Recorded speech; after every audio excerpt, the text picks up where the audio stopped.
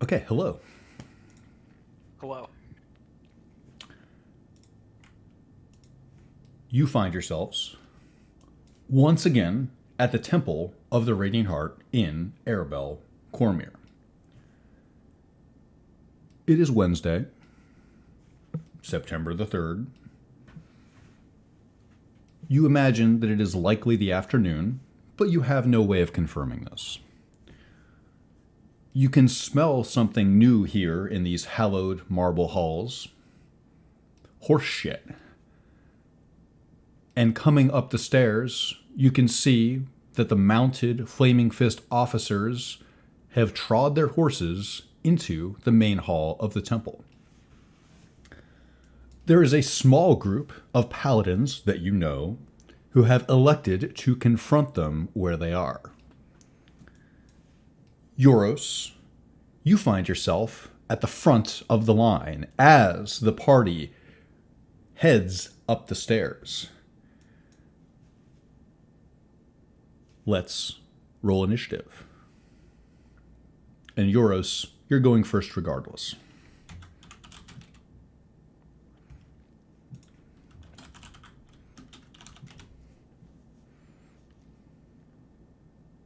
Oh, 15. Gasmere with a 15. Got an 8. Brenner, 8. Ada, 18. Miss Worth, 6. Miss Worthworth with an 18. Mr. Talton with a 6.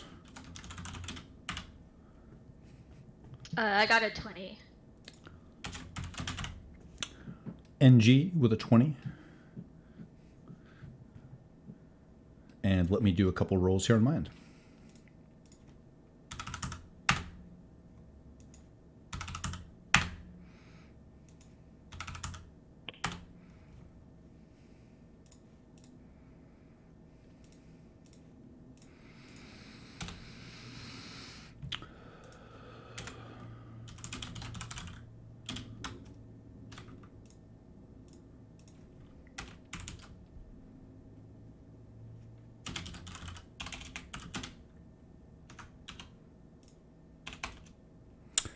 Ada, roll me off.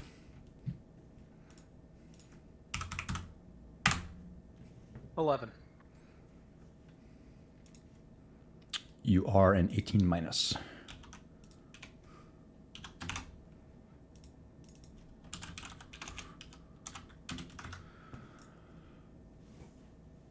At the top of the initiative order, we find a man of the Flaming Fist himself, Euros, with an 100. Go ahead. It helps at all. I even crit my initiative roll. And this is reflected in the reality of the world. You act first. Okay, well, first things first is we're going to walk up the stairs. I'm immediately going to hear them. And so I'm just going to walk around the corner with confidence. And then as I walk around the corner and I see them, I will try to catch line of sight. I will assume I recognize Major Avery immediately. And then I will give him a salute. And I will simply call out Major Avery. He sees you salute and instantly returns it. He calls out to you, peering around the corner to make sure that he sees you. Ah, Manip. Good to see you. He turns to the other major and says, "That's the one that's a vessel for Moss." The other major turns to him and says, "I see. Okay." They both seem to take a quick study of who you are. Major Avery looks to you and says, "Manip, we could really use your help diffusing these, what do you call yourselves?" Walt Forbes offers a single word. Paladins. He's correct, sir. They are paladins. So, and with this, I will take a step forward and I will simply gesture to the other paladins to let them stand down. If they are willing to adhere to my gesture at all, I'll say to them, "It's all right, paladins. They are friendly, I assure it." They all turn to you. You are standing next to Walt Forbes, who looks a bit overwhelmed by the situation. Samantha Ruthenberg looks rather comfortable. New Paul Arthraid looks incredibly nervous. Skip is around the corner and you can't really see his expression, but Walt Forbes reaches out and places his hand on your shoulder. Do you allow this, Euros?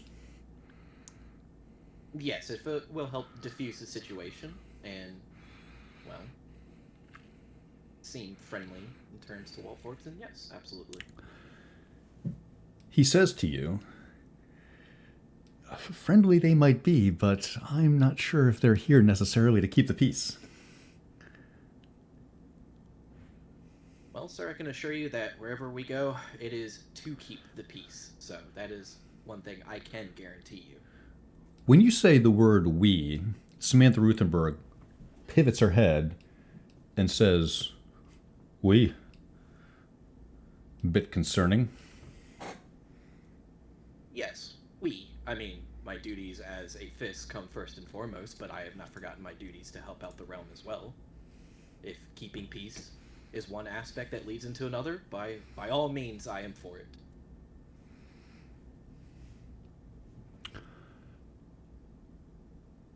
During your turn, do you study anything in the field here?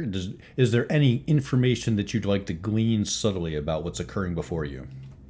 Yes, I would like to go ahead and get a glimpse of, or I would like to judge, I guess, how on edge everybody is. Do people have their hands on their hilts for their weapons, or is somebody getting ready to strike in one way or another? Is there any chance of, I guess, calming it down? Roll perception.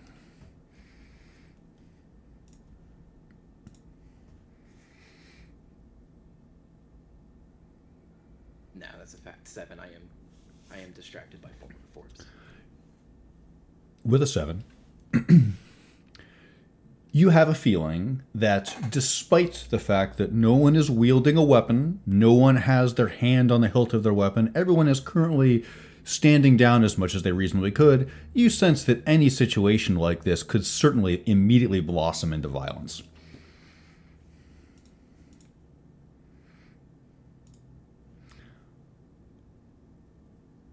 Nothing. Go ahead if you're going to say something. Typing, that's all. Nothing gold with a 20.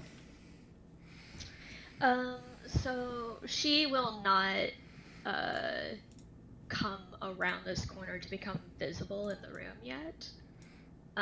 As they're introducing themselves and sort of talking back and forth, Euros and the other, at some point she and Euros had a conversation where she asked him what the name of his commanding officer was. Would she have recognized any of these names in relation to that?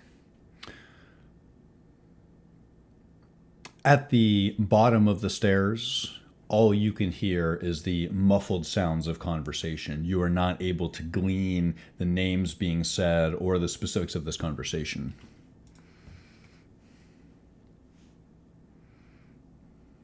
I mean, she'll come to the top of the stairs, but again, just sort of like be at the corner. You'll have to move through your party. Does anyone block nothing gold? Waterpad. Gasmere? She get a pass. Ada? She can go. Taldred? Naturally. You arrive, naturally, at the side of Taldred Talton. You are on the corner, and you assume that you have no visibility from their perspective. You know the layout of this temple quite well, Nothing Gold, and you know that you're around the corner. You can hear a bit better here, should you attempt to do so. Yeah, I think her goal, at least for this turn, is just wait and see what happens. Do you wish to... You could attempt to eavesdrop on the conversation. You could attempt to infer the tone and the balance of the conversation, Or you could also, if this is your intent, you could pass your turn. I'm sorry. Let me reword that. You could delay your action, so that Yes, I would like to delay my action.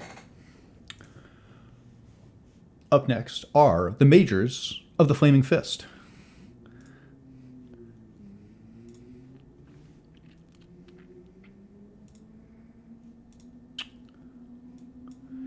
They take action immediately. Major Lapalesi looks around the room and points to 3 points in the temple. He calls out to his warcaster, "We'll need wards there, there, and there." The warcaster nods. Mage Ravery rides his horse a bit closer toward the paladins. He stops at the corner. He looks you up and down, Euros. One moment while I roll something.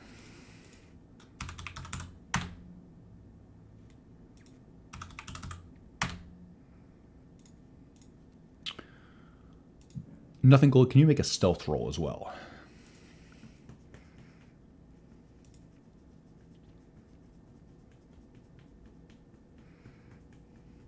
That's a 10.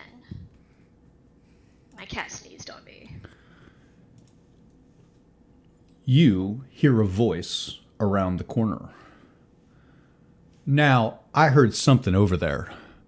I don't know what it is, but if there's anyone there with you, you better come out now. We don't want to come and get you." The majors of the Flaming Fist end their turn. Ada with an 18 minus. I'll come out. Staff in one hand. Does Look at anyone my does side it in the other. does anyone stop him? Or does anyone stop Ada? Does anyone stop her? Nothing gold and Taldred. Ada attempts to move past you. Do you permit this to happen? Yeah. Nothing gold? Yeah, she absolutely allows her to pass. I'm going to come into full sight of them and just stand square to them and gauge the reaction.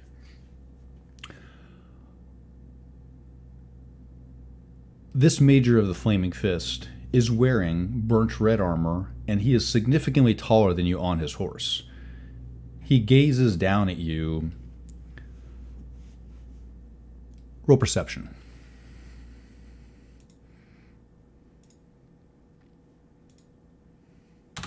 13. He gazes down at you disrespectfully. He says, yeah, we heard that there were spellcasters in the employ of the paladins." You sense that if his hands weren't on the reins of his horses, he would have just made air quotes there. "And what exactly are you doing here?"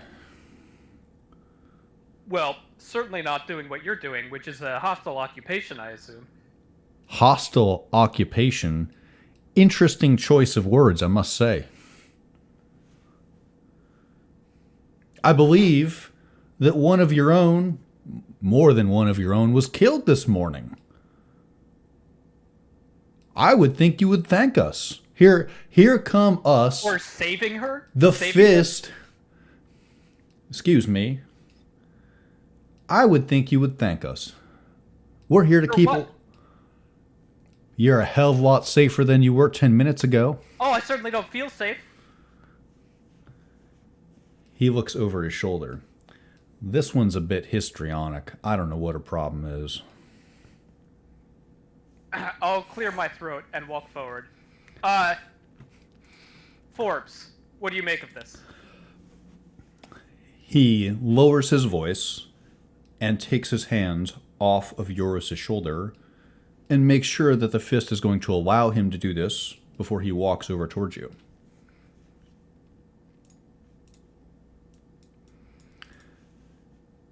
He lowers his voice and says to you, "I don't know exactly why they're here, but I have a funny feeling we shouldn't challenge them. They probably want something, right?" I think what they want is control. As you say that, you notice the Warcaster studying the points that the first major pointed at. He's casting a spell. Ada, roll Arcana. 12. He's casting a divination spell. That makes sense. This kid gonna blow himself up too? Jesus. Anything else on your turn, Ada? I will turn my attention to the caster and try and figure out how he's using magic. How would you attempt to ascertain that? Arcana. Usually, I get the feeling when casters cast a spell, they cast through something. You are And correct. You can figure out where they're drawing power by how that comes through the item. Perhaps someone could figure it out, but could you? You just watched him cast a spell, and you're having trouble pinpointing exactly what the source of his power is. I have a suspicion.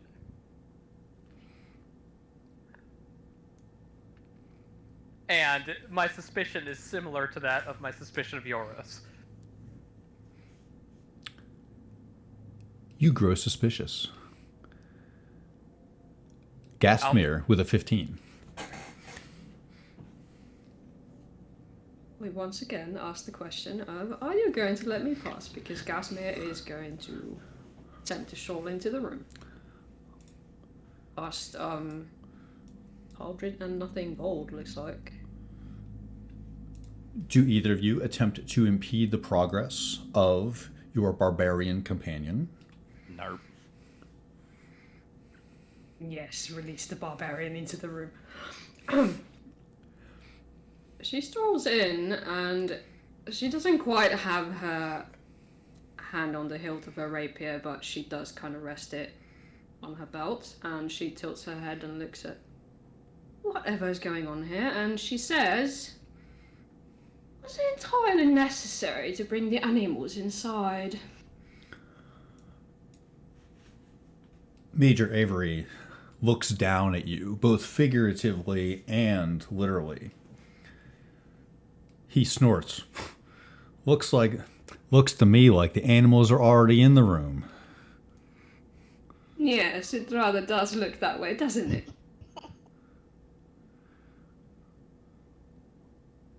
He turns to his companions. You hope he's joking when he says, maybe that one belongs in a cage. Now, funny banter aside, what's your business? What's our business here? Well, as it turns out, the Fist has an interest in maintaining order in this corner of the realm. And it's plainly obvious to anyone who would see that this lot, the Arabellan City Guard, or whoever is flying their flag here, is unable to do it themselves. And what is the cost of this order that you bring? For you, no cost whatsoever. In fact, there may be great benefits if you're only able to put aside whatever biases you have and work with us. Interesting offer. And Don't take it as too much of an offer. We're simply... It is beneficial. That's right, Manip. Listen to your companion. Of course it's beneficial to work with us. There's only 12 of us here right now, but there will be 1,200 by the end of the week. Sounds like a protection racket to me. A protection racket. Now, in my experience, only people with suspicious minds think like that.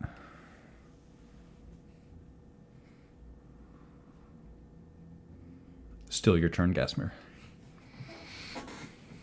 I think I will allow the others to act because she will take a moment to observe the room. What would you like to observe? Anything in particular? Anything about this situation that you would like to use this moment to attain greater perspective on? She is actually observing Samantha to see how she's reacting. you observe something. Samantha's standing rather close to the Flaming Fist officers in addition to Paul, but Samantha seems rather pleased with this situation. You notice something. You notice that Samantha has a little smile on her face. Okay, that's clearly a doppelganger. Get it? Curious. I will allow the next person to go. Next up are the troops of the Flaming Fist. The Warcaster moves through the hall, studying everything around him, and continues casting spells. The Flaming Fist peacekeepers move through the hall as if they're looking for something.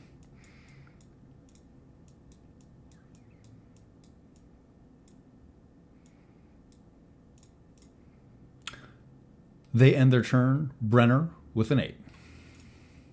Brenner will come up from behind Taldred and under his breath as to not loudly exclaim that I've worked with him on a few odds and end jobs. I don't doubt we couldn't take them, but try to keep it amiable. We don't know how many are outside. Pushes past and makes his way up to the foyer. Brenner Oswick pushes past you. Brenner, roll an intelligence saving throw.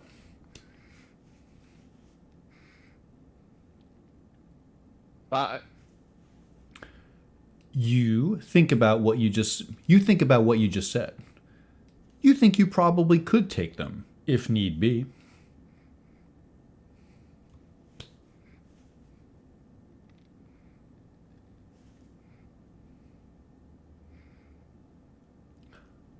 When you pass by Walt Forbes, he gives you this hand motion. Brenner will show signs of understanding, just a nod. Looking at the two men on horses. He will not present the same salute as the fists, but of his own. Say that last part one more time. He presents a salute of his own. You do not salute as the Flaming Fists? Correct, yeah. Whichever hand motion they make, it is distinctly different, of a different military guard. Both the majors look at you with disdain.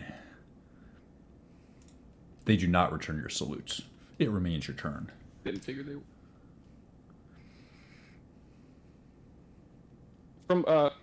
From the bottom of the stairs, how much of this conversation had he heard up to this? Can we just assume the most of it? I would assume the other way around. Little of it. If you were around the corner, you didn't check most of this. You heard unfamiliar voices and limited correspondence with some people that you're familiar with. You didn't hear much at all.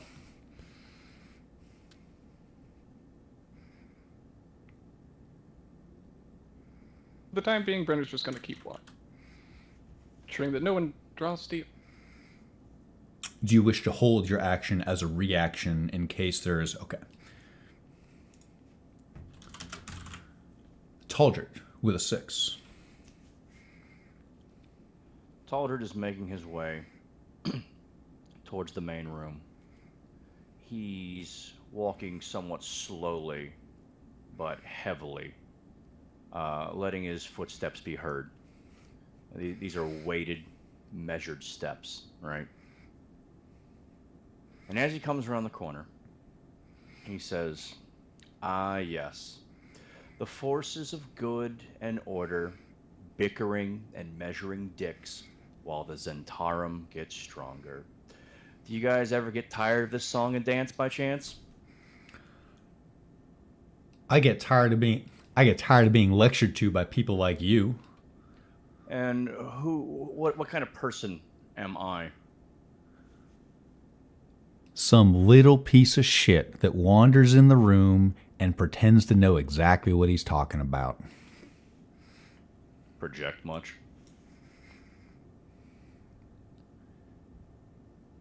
He shakes the reins of his horse a bit. It startles the horse, and his horse rears up just a tiny bit. Paul takes a step back. Taldred says, "The Flaming Fist, please do illuminate me.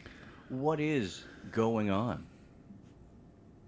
Now, let's start here, okay? I'd like to be the one asking questions. These what's going on type questions aren't going to be beneficial for anybody, especially not you. Now, you mentioned the Zentarim, and we've heard some troubling reports about the involvement of the Zentarim in this city. Perhaps you'd like to answer some questions about that? I would answer any question about the Zentarum. Let me ask that question a different way. Would you sit down in front of a trial board and answer some of these questions? Absolutely. Something nice and formal, designed to get to the bottom of it. Sure. But we're kind of in a hurry, so how long is that going to take? As long as it needs. It's called justice, my friend. Oh, the way the world is these days? We don't have time. Well, if we don't have time, answering the questions quickly gets you going. That's Yoros. I assume you understand why we need to keep things hurried. We don't have time to sit around for weeks answering questions, all right? Yes, I know we are short on time, but I also assure you it won't take weeks. Do you truly believe we're short on time? Answer me. I mean, everything I want to do, I always feel like we're short on time. That was a bit evasive. Do you believe that the Zentarum are close to ending the world, or not? Personally, no, I don't think so. Then why'd they attack Smithfield? That I could not tell you. So you want to sit around and fuck with this bureaucracy while we could be moving towards some kind of magical apocalypse? I mean, if it's just several questions to get some things cleared out, I don't see what the problem is. Major Lapalizzi agrees. He nods and says, "It'll simply be questions. That's all. Just a few. We just want to get to the bottom of this in a formal, structured way. Is that too much to ask?" I thought not. I'll pass that bunk. With a held turn, nothing gold. You have had an excellent position with which to survey what has been going on. You have a good feel of the conversation that just took place. Perhaps equipped with that knowledge, you now have some momentum. Can she gesture to maybe get Gasmir's attention? I would imagine Gasmir is currently looking south, so it may be harder than just like a typical like eye contact type of thing. How would you get Yes. How would you get her attention? So I have a cantrip minor illusion.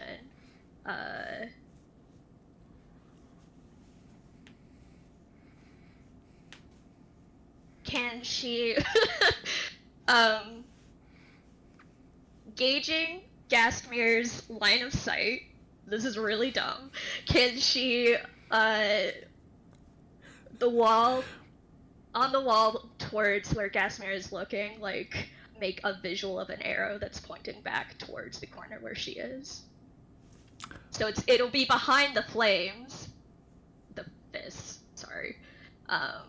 But again, like, Let me make sure I follow. So with the way you initially described it, do you see like directly south, about 20 meters south of Nothing Gold, there is that couch that Roger Dale started on? I Yes. thought you meant an arrow there, but you mean behind the Flaming Fist entirely, sort of behind all of them, you're going to have an arrow that's like, so if someone was looking north, they wouldn't see it. If someone was looking south, they would see it behind the Flaming Fist pointing back towards you. I mean, that's what I said. What you said initially made more sense, but I think your hand is still in the piece. We're kind of working this out. So yeah, like maybe this pillar that Brenner is standing near. that seems like something that, yes, I think that's on your side of the wall, quote unquote. So you could, yes, I don't see any reason why you couldn't cast a spell and create a spectral arrow of sorts Yes. Go ahead and walk me through, definitively tell me exactly what you do.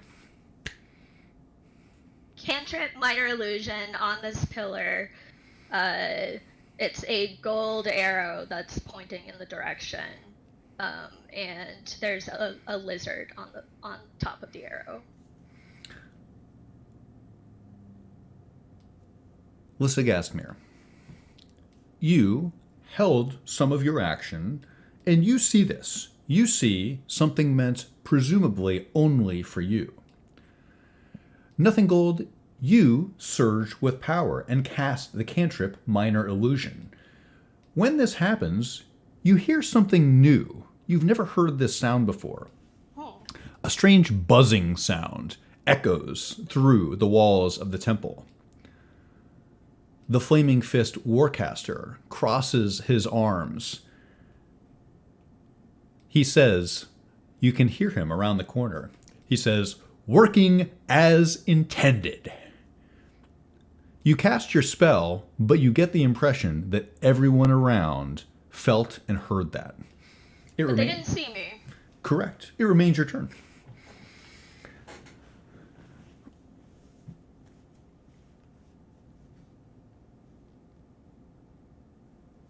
So would Gasmere respond to that? Or is she just standing there? Apparently. Oh, she would see this, yes, and she lifts an eyebrow in that kind of what in the holy hells kind of a way. But, oh yeah, I think she would turn around and head back into the hallway. If that's where the arrow is pointing, I guess. Yes. You hear a voice bellowing through the hall. Here's an idea. No more of this stupid shit magic. No more messages between each other's heads. No casting spells for fun. I don't know what you're doing, but I know you're doing it. And for point of clarity, this noise does not happen when they're casting their magic on the other side of the temple. That is correct from what you can tell. You did not hear anything. There was no buzzing sound when this Warcaster was putting up his words. Roll Arcana. Okay.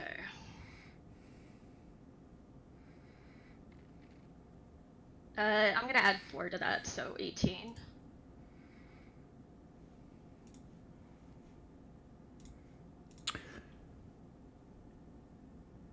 With an 18.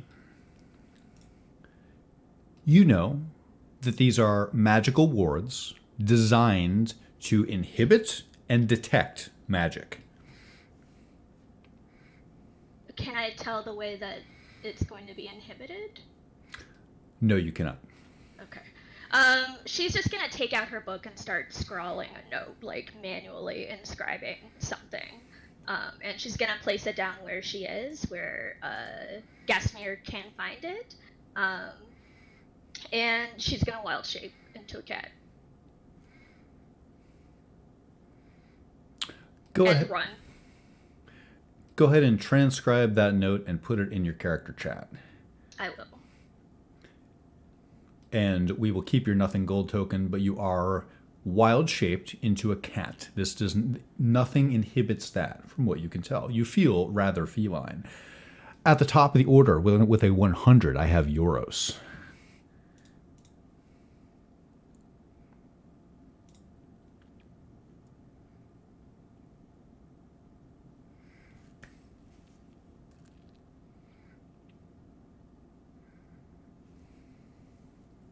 I'm simply going to look around the room real quick and just see if I notice all my companions are with me. Roll perception.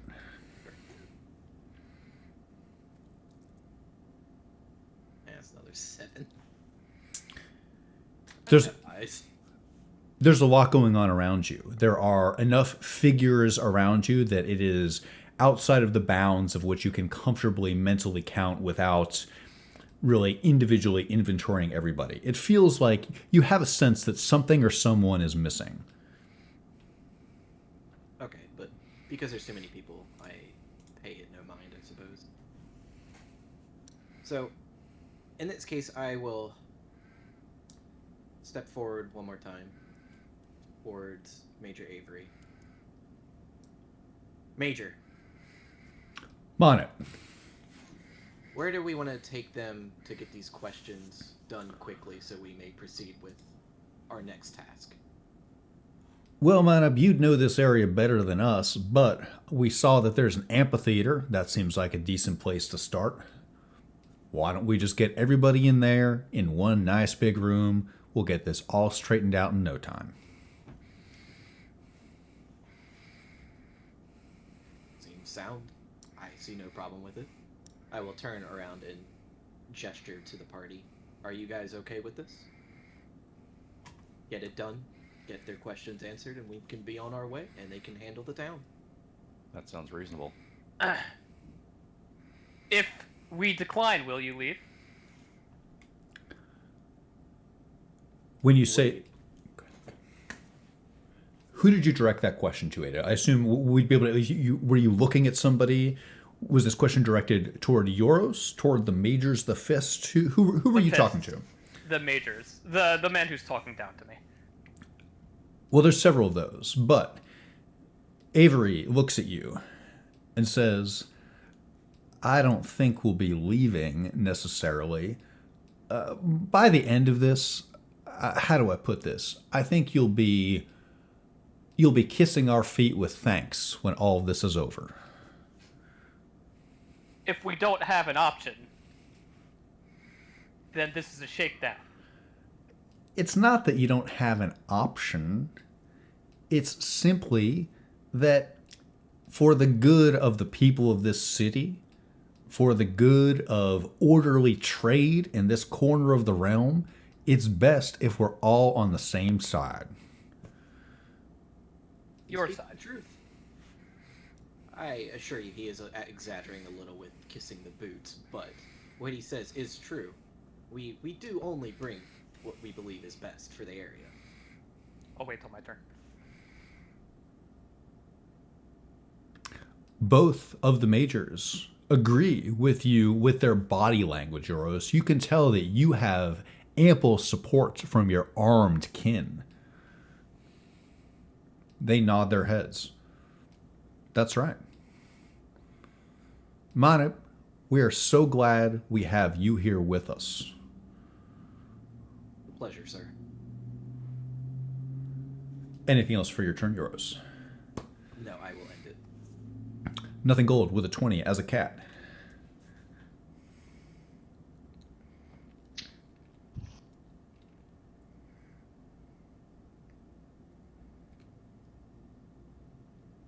I think again she'll hold her action. Her goal is to get out of the temple undetected, but she'll maybe come under the couch.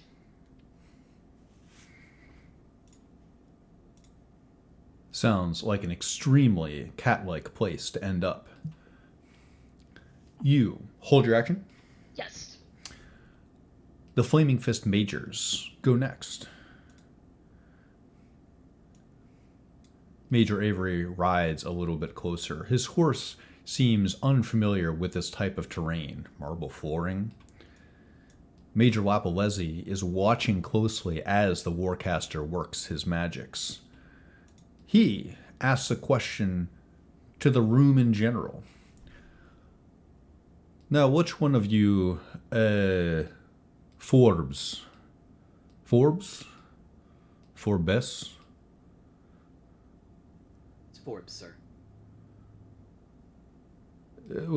I know that's not you. Which one is he? I will turn around and point to him. You transgress. You point at Walter Forbes. Walter Forbes looks very nervous and says, "Yes, that's me. What can I help you with?" The Major doesn't respond to him, but merely seems to mentally catalog something. Ada with an 18. Gentlemen, you ride into this temple armed, casting spells, and threatening. You've asked no questions, so we've provided no answers. If you intend us to work cooperatively with you, there has to be a show of good faith on some level. You appear threatening to us, and reasonably. We're not just going to spew information at you because you have a horse and 2 rusty swords. Look, let me make this very simple for you. It's going to be, he talks in a very patronizing tone just for you. It's going to be mutually beneficial so that no one else from your little temple explodes in the middle of the day. Why do you care? This should be nice and easy for you. Why do we care? Well, how do I put this simply to you? If we enact order in this little town, we will enact taxes, right? This pays for things this pays for things like armed men in the market. This pays for things like guards on the wall, which you don't seem to have. Is there an issue here? No one's asking you anything terribly out of the ordinary. Answer some questions about a terrorist attack. Why is that so hard? Do you have an issue with that? Of course I have an issue with it. You may be unwelcome here. This is, in order, an occupation. Can I roll history to determine what I think the governing body of this town is? You know what the governing body of this town is. You ran for office in Suzale. You know quite a bit about this town just up the road, Arabella, the second largest city, formerly in Cormyr. The governing body here is a city council, the Arabellan City Council. This is the free city of Arabella, a little more than a city-state. However, you also know that many religious militant orders assist in the general peacekeeping of this district. It is not entirely out of the question for them to start here when they're looking for tendrils into the control over the populace. Does that answer your question? Is that a reasonable answer? Absolutely. Perfect answer. I'm sorry. If you are indeed looking to act as the gendarmerie of this town, I would ask that you first get a writ of approval from the council. If this is all to be above board, I think we would far prefer that. Instead, you're coming into what you assume is the military compound of this town and trying to assert yourselves as the true military here. I understand this town is not as well funded as the Fist who dominate Baldur's Gate, the Sword Coast, and Am. However, it is hard to see this as anything but a hostile occupation when you don't go through the proper channels and you come in armed and all you do is make threats. Now, don't fucking make it simple for me. Come back with a writ of approval. We'll be happy to answer your questions if it's above board. He sneers at you and points to his shoulder where there is a flaming fist insignia on his pauldron. He says, "This is your writ right here." We're not in I don't give a shit. It just so happens that the wonderful state of order that exists in may exist here soon too. You won't have things like Zentarim merchants selling things in the market openly. You won't have things like a temple of Cyric operating in the open. 200 feet from here? You're worried about you're worried about this place turning into We're worried about this place turning into another Zental keep. Then why aren't you going through the proper channels? Through the proper channels, we rode here as soon as we could. Where is our thank you? Where is just a shred of gratitude for, look at this, now you have additional guards to help keep you safe. I'm sorry, Yoris, I'm sorry, not Yoris, Brenner, what did you say? I talked to you, I'm sorry. Why aren't your horses in the Temple of Cyric? We'll be heading there next. Well, thank you so kindly, officer, that we were your gracious first stop. I'll genuflect patronizingly. How about, here's a quick lesson for both of you. Not officer, we don't need bows, just say major. Is that so hard? Just major. Well, Major, I'm a captain. So what of it? Well, Captain, that's not a problem. See, look at this. This is me treating you with the proper respect. Thank you, Captain. Now, will you be able to help us get some questions answered? Why don't we just head right over there? Let's get over there into the amphitheater. I can see it from where I'm standing. And let's have a reasonable approach here. What do you say? I wouldn't argue against the ineptitude of our employer. And if questions are all you're ask away. As he makes a general motion as if he was to move towards the amphitheater. Two people talk at once in response to this. One is Samantha Ruthenberg, who says, "So more the better." Another is Paul Arthraid, who says, "Absolutely not." Gasmir, it becomes your turn. I believe while this was all going on, Gasmir headed back into the hallway where she came from. Because apparently someone's casting magic. It's a desperate attempt to get attention. So she's gonna check around the corner. You take your move checking around the corner. Major Lapalezzi calls to you. He says, "Excuse me, where do you think you're going?" What does she think she's doing? Going down the hallway, you see no sign of Nothing Gold. Roll perception.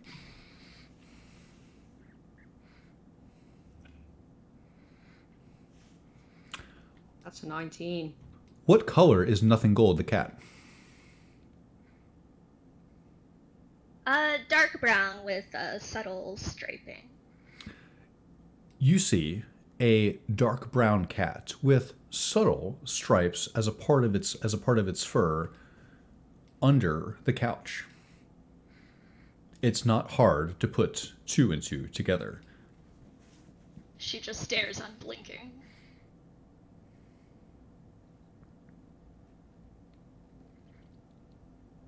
Was there some kind of a note as well, or is that basically that's on Nothing Gold? I believe it's on the ground, right?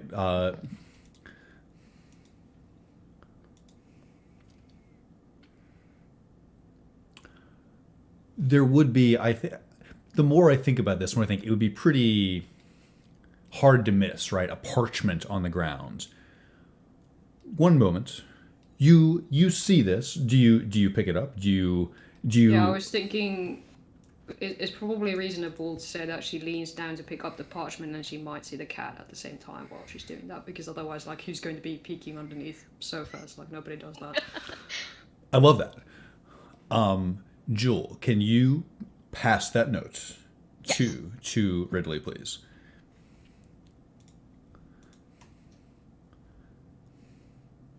The Flaming Fist troops take their turn, continuing to move through the hall.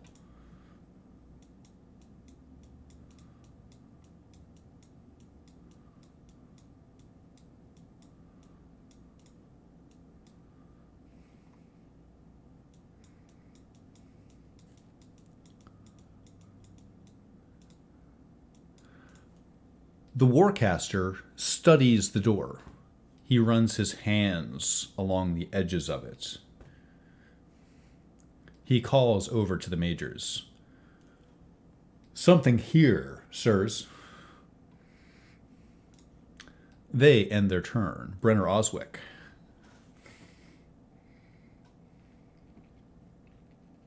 He's holding his hand out towards the amphitheater. Make a move on that. Say that one more time. Should we make a move on that, as if directed directly towards the major?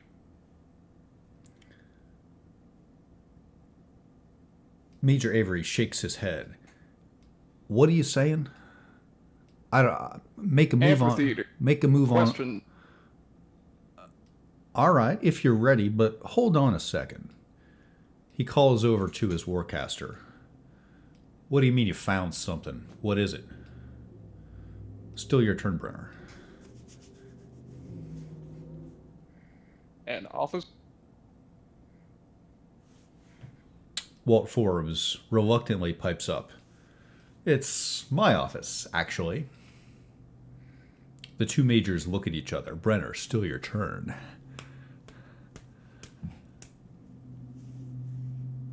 He'll walk towards the warcast. Are you looking for paperwork? He looks you up and down. Says, what I'm looking for shouldn't matter to you. I don't answer to you. Major Avery calls out, he's just doing his job. You trying to protect something in there? You got someone in there? Not as far as I'm aware. All right, we got one down for not aware of any type of contraband or hostages or whatever the hell you have in there. Sounds rather suspicious, though, I have to say. What do you mean you don't know? What are you hiding from us? Paperwork. Paperwork can be rather revealing. I'll have to... Maybe we should take a little bit of a detour here. Still your turn, Brenner. Well, Forbes, you want 8 armed men in your office? I'm not sure that we have much of a choice anymore. Neither do I. Taldred Talton, it becomes your turn.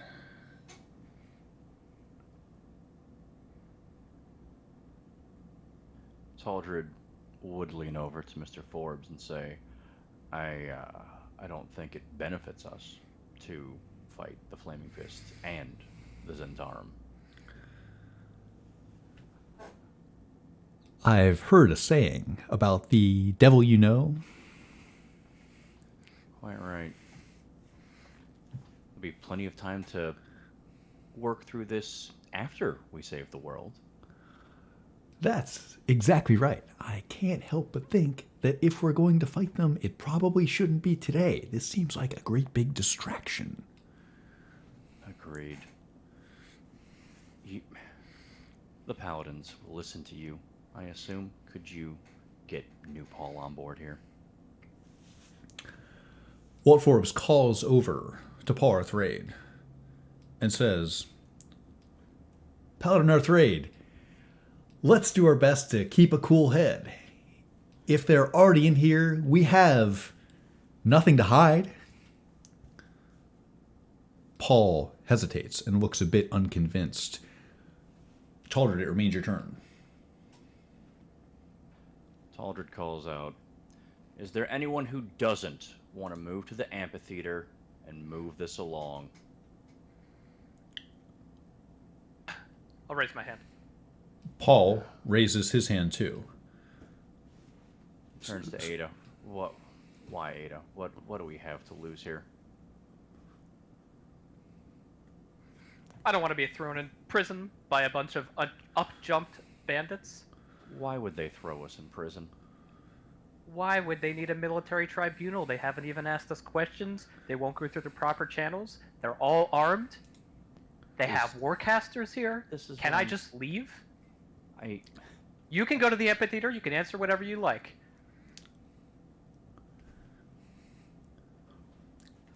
Taldred says, I personally feel that dragging this out is costing us more times than just cooperating. If they try to put us in jail, and Taldred, let me think. He says, then we can cross that bridge when we get there. But Can't we just all leave?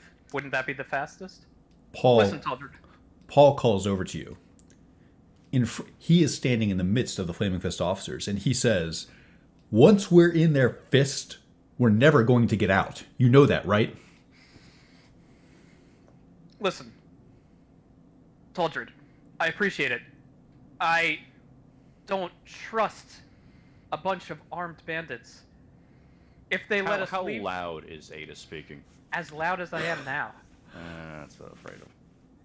if they let us leave, that would instill a vote of confidence in me. And if we have to, I'll go with you, but I'm not answering their fucking questions.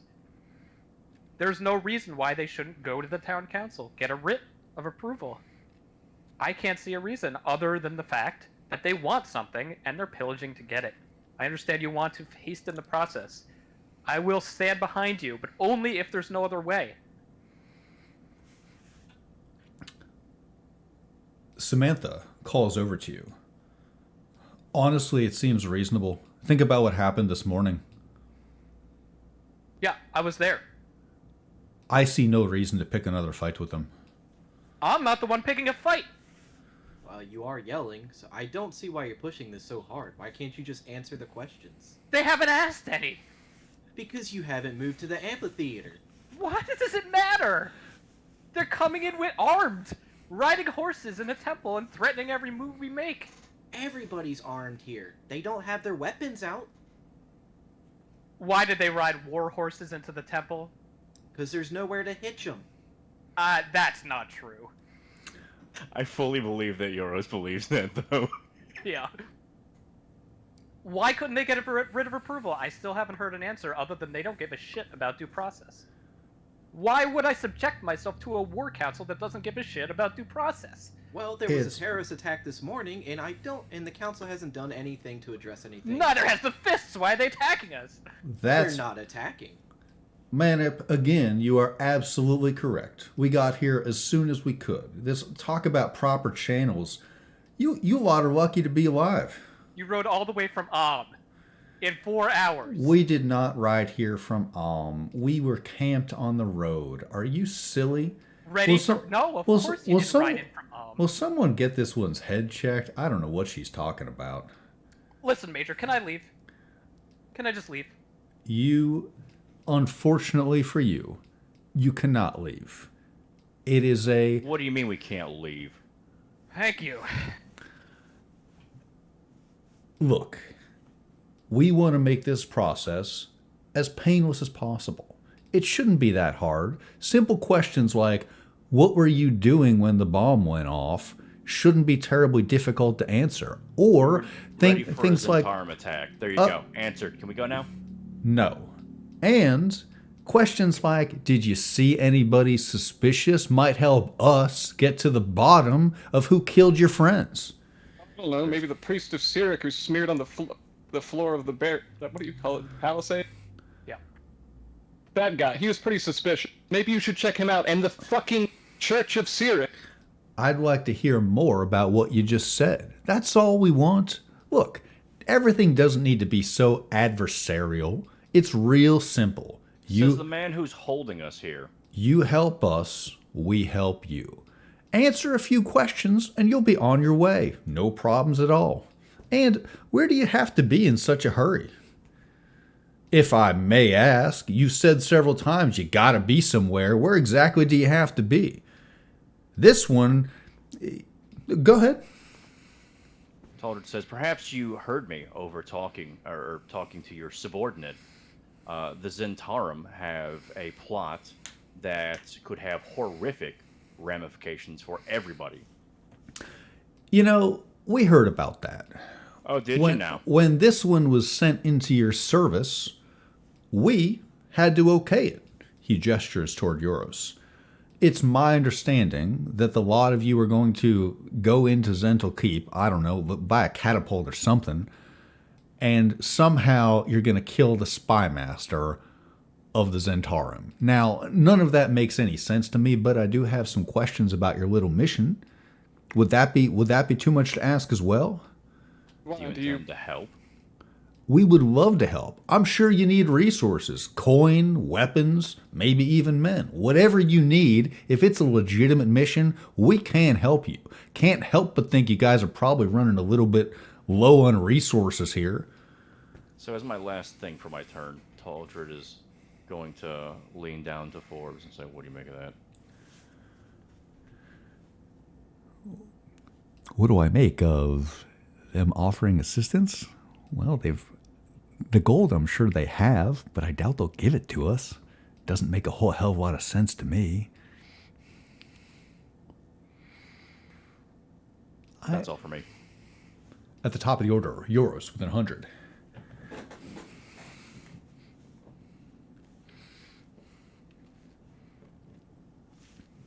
In an effort to hurry this along, I'm going to walk towards the group and I'm going to gesture towards the amphitheater. If we can move this, it would be greatly appreciated. I assure you, it's just some quick questions.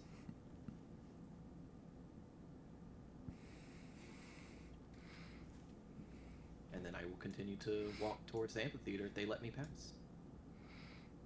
Taldred says, I was willing to answer questions before they before they said we had no choice.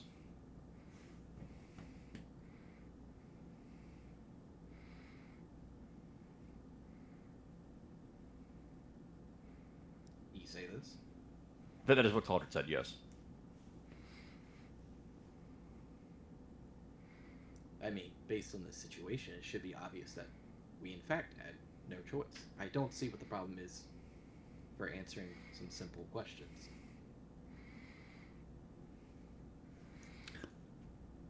I don't see what the problem is with us moving out of this building without a sword at our throat.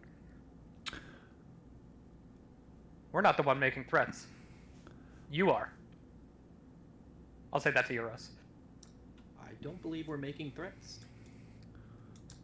Sure, maybe coming off a little strong, but we just want to get to the bottom of this, help everybody out, so we can get a move on, and so they can secure the area. He said we couldn't leave. What do you think that means? He said we couldn't leave because we haven't answered the questions yet. So he's What- holding us hostage. Where's the Dryad? The who? Where the fuck did she go? Oh, one slipped through your fingers, did it? Samantha stares daggers at you, Ada.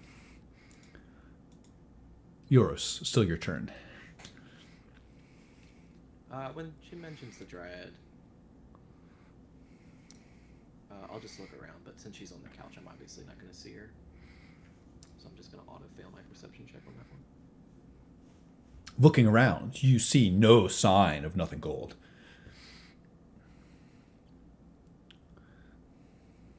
Did she even come upstairs?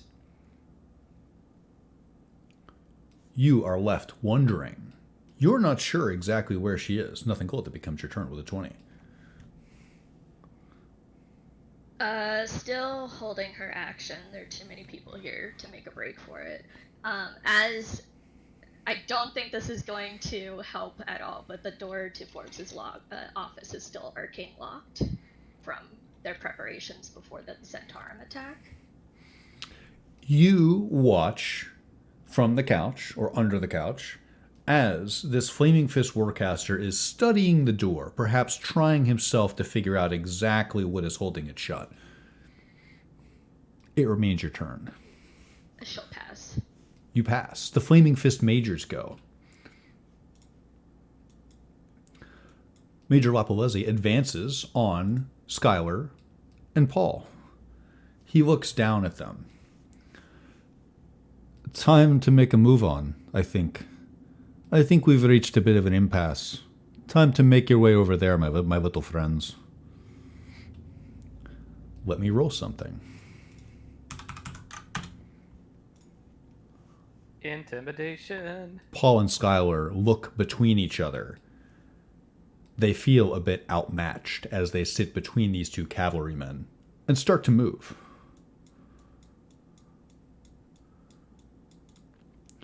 They catch up with Samantha, making a small triad of paladins. Major Avery looks again toward the door. He calls over to his warcaster. What did you find? What's going on with this door? Where the hell does that lead? That's your office? He says toward Forbes, who nods. Major Avery calls toward the warcaster. Well, whatever the hell is in there, we need to see it. Get through that door. Hurry up, Sergeant. He ends his turn. Ada with an 18. Major, what will be your response if I just attempt to peaceably walk out, seek the city council, and find their approval for your occupation of this city? It will seem a lot less threatening to us if they approve. My friend, there is no approval. We just got here. Again, how about a thank you? Would that be so hard? Just a little bit of appreciation that there's now guards outside of your temple. When we got here, there was almost no one here. They're not looking out. They're looking in. This giant marble temple, barely even guarded. It really begs the question, who signed off on any of this? What will happen if you attempt to go? Well, I happen to know that there's a nice empty jail here, right here on the boulevard. You ever been to jail before? No, I haven't been to jail. But you won't lay a hand on me. Look, I would like to cast Fire Shield. You cast Fire Shield, or do you? Yes, I would like to. You would like to cast Fire Shield. It's your turn.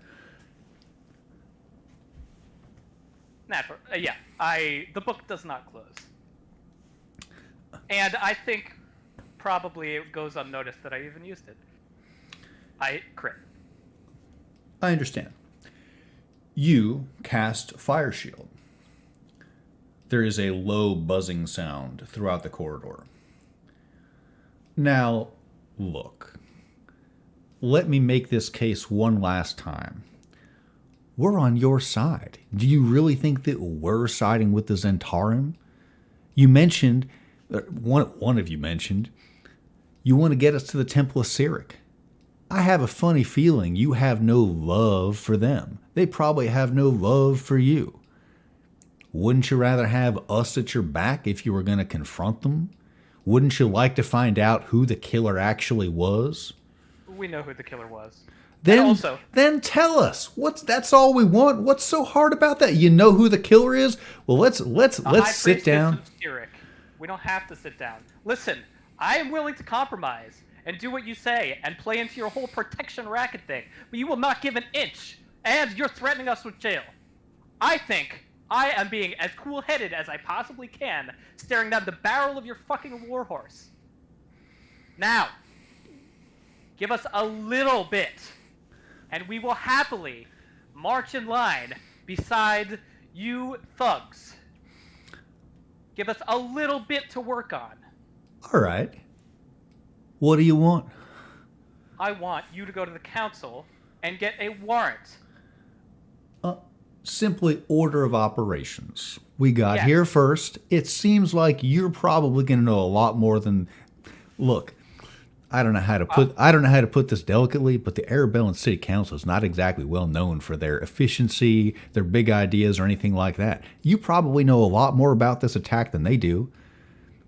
I do, and I would be happy for you to be on my side. You can't threaten me and expect me to be on your side. Now, you said something very interesting in there. The High Priestess of Cyric. You said she was the murderer, and you know this. She admitted to it yesterday. Today. She admitted to it. All right. Then why'd she walk free? Who'd she admit it to? See, you know something. I agree. We know something. You want to know it. If you didn't hold a sword to our throats asking for it, we would be far more lugubrious. No one is holding a sword to your throat. This... Proverbial. I know. Let me make it simple for you. Dismount your horse and treat us as equals for one moment, and we will happily go. You catch more flies with honey, and we are buzzing about right now. You know, I think that's a reasonable request. You want us to dismount, look us in the eye, and thus you will answer questions? No problem, my friend. Give us a moment. We'll go tie up the horses outside. No more problems. Manip, keep an eye on this lot. Make sure none of them run. Is that clear? Yes, sir. Thank you. I'll pass. The majors, unless somebody stops them, move to exit the room. Okay.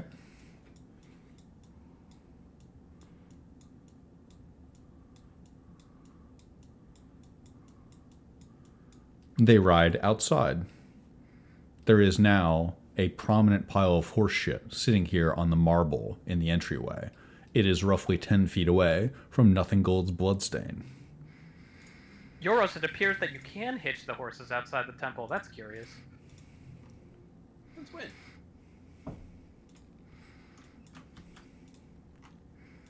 When I checked out there, I didn't see any hitch. Can't they just get this intel report from you? I don't understand why they have to threaten us like this. Yeah, you were there for the whole thing. Yeah. Is it? Oh, right. If I could answer the questions, trust me, I would answer them, but I was not there. Soldier.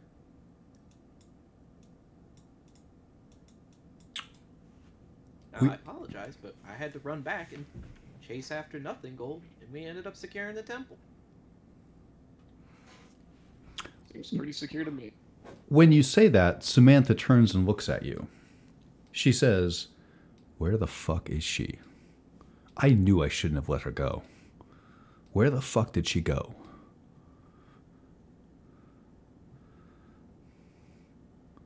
Samantha, Ada. aren't you from Cormier? Yes. Why? What relevance does that have right now? Why do you care about the fists? She looks you up and down. You have a sense that you're on to something, and there's something more here. What is her motivation? She tells you, "Let's talk more about it later when there aren't 5 of them in the room with us." I'll nod. We're off initiative order for now.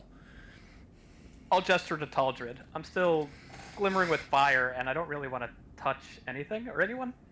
And I'll take a step away so people don't get singed. You're gesturing to Taldred to come closer. No, I'm gesturing to you to give you the lead. Okay. I'm passing the baton to you. What do you think? I think we should wait for the majors to come back, and then we should just talk in this room. The majors are coming back. They are walking northward through the temple right now, and the Flaming Fist Warcaster closes his eyes and suddenly opens them. He calls to the majors. "We're in."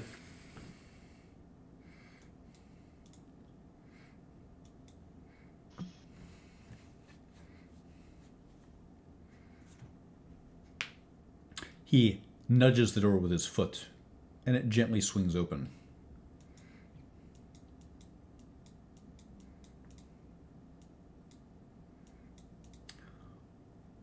Paul and Samantha have a private conversation between the two of them.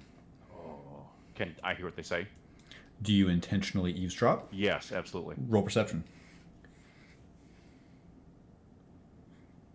How long was that warcaster standing there with his eyes closed doing his divination? Probably about 10 to 15 seconds. 9. What was the result of that perception roll? 9. The only thing you hear, the only thing that you're able to perceive from the conversation is Samantha says to Paul, "You motherfucker, you motherfucker, you abandoned me once before and you're going to do it again, aren't you?" The majors push past the paladins. You notice that Major Lapalezzi shoulder checks Walter Forbes as he walks by. Major Avery pushes between you, Taldred and Gastmere, rather disrespectfully. You feel that spiritually he is still on his horse, even if he's dismounted. It does not give an inch. She's hard muscle and she fucking stands there. Do you stop him? Do you remain rigid? She doesn't specifically, go out of her way to stop him, but if he tries to walk into her to get, her to dodge, she's not gonna do that. She just keeps standing there. Roll intimidation. I have it.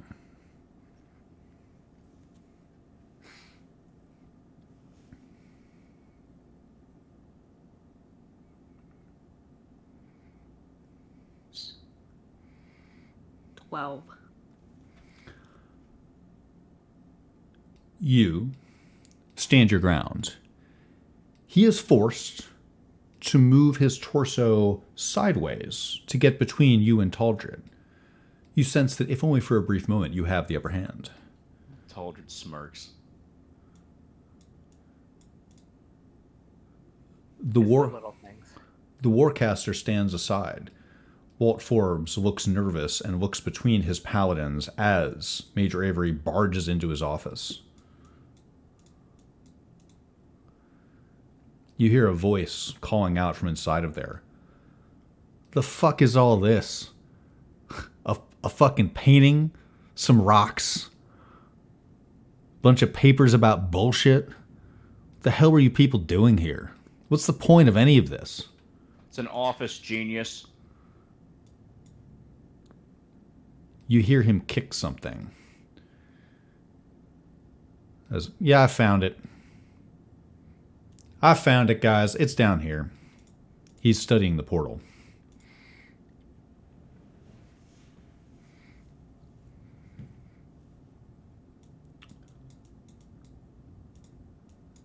He walks out of the office and has a very public conversation with the other major. Yeah, I don't see the keys, but I see the device.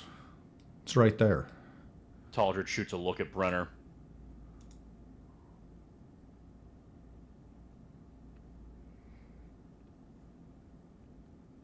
Brenner doesn't acknowledge you looking at. Right. Well, all right. I think I definitely know who I need to talk to and about what. Did any of y'all figure out, can we just head over here into the amphitheater, have a brief conversation? I think it's about that time. Yeah, I think we can just talk right here. Now, why is that? You don't like sitting down? I prefer to stand. Living life on your feet. I find that respectable, but fine, okay. You want to have this conversation right here. It shouldn't take too long, like you said. Let's go. Roll persuasion. Don't mind if I do.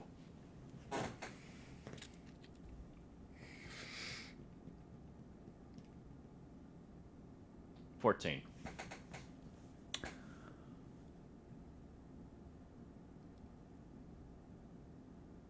You know what? I'm feeling rather charitable today. So if you want to pretend that you have more autonomy having this conversation here, so more the better. As long as you're able to answer some questions, I don't see the problem. So let's start. Why don't all of you gather round? Go ahead. Come on over here. You there in the back, the one who wanted to leave. Why don't you come on over here? Don't How worry. close should I get? You can stay on your feet. I need to make sure I can look you in the eye when I ask you questions. Sir, if you don't mind, the last time we all clustered together, somebody exploded. You can understand if we're a bit hesitant. I assure you that for the first time in your life, you're perfectly safe. We have magical wards that'll detect any type of intrusion. I'll walk near to the Peacekeeper and gently extend my flaming aura while looking at him, expecting him to move.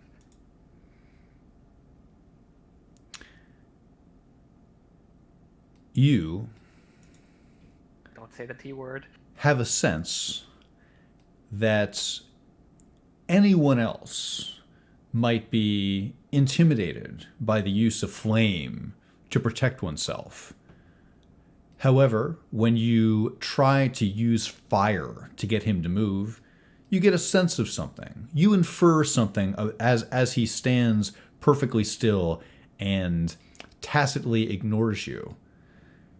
The Flaming Fists are likely protected against fire. Potentially something with their armor or some type of enchantment bestowed upon them. Then I'll shrug and move past him, pretty close. May we take a slightly early fiver today? Yes, Could please. we take a 5-minute break? Okay. Yeah. Be back in a little bit.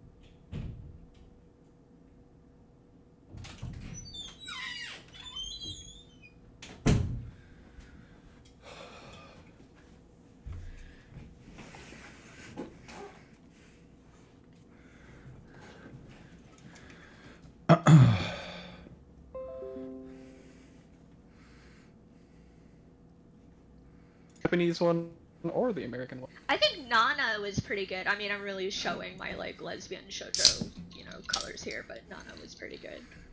As much as I like them too, I have not seen What did I sit back down to? anime. I unfortunately have.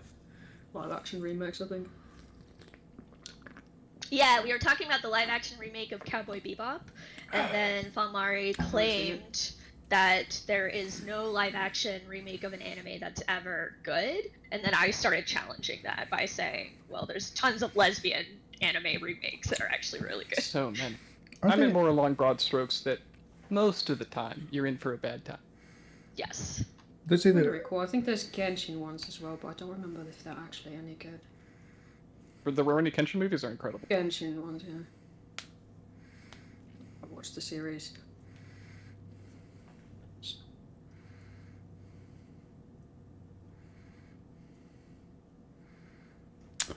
is everybody good? Are we good to resume? Yeah, I believe the weep shit is up. Okay. Well, I just know like if everyone Weep shit is never over. Never ever. I can keep going for hours. There's something I've thought about. This is a total selfish aside.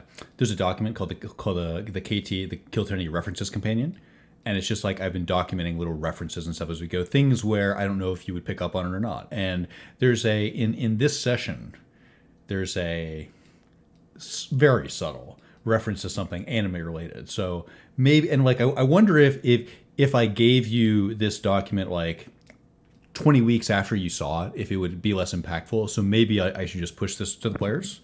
You think? Yeah, I really want to see it. Okay.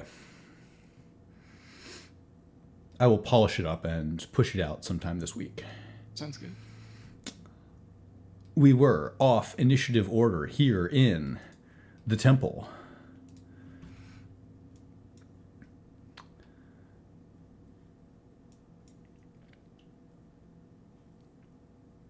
Does anyone have the baton? Does anyone have anything that they wanted to get out before that void is filled by NPCs? No, I guess we were waiting for the majors to talk. And they are more than Possible happy to. Sorry. No, you. No, I was saying that I think it's pretty impossible to talk with the group under these circumstances without somebody overhearing, so... Absolutely, yes. You have a sense that this is a tough place to have a private conversation, for sure, by design. The majors start to discuss. First,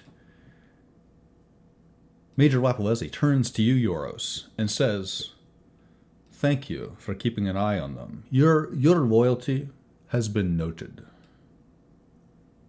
Thank you. I appreciate it. Major Avery turns to the group and says, "All right, so chiefly what I'm concerned with are two things. First, who perpetrated the attack on the walls here? And I've already heard that apparently you know who it was. So I heard something about a priest who was reduced to a little bit of stain on the battlements. I'd love to hear about that. And then also, you said the high priestess of Cyric, Maris, who we are aware of. You said she admitted to it. To you directly, I assume. Now, I don't know which one of you is in charge, but whoever wants to fill me in on these, I'd love to hear about it." That'd be me, Taldred Talton. Taldred Talton of Griffin Company. Interesting. That's right. Huh. Working with mercenaries as well, I see. Suppose the depravity of the temple knows no bounds, but go ahead. You were saying? Aren't you mercenaries? Yeah, isn't the Fist a mercenary company? Excuse me, there is a lot more to being a member of the Flaming Fist than just the paycheck. Thank you. But I'm completely sure that none of us is concerned about that right now. Mr. Talton, go ahead. Okay, Kettle.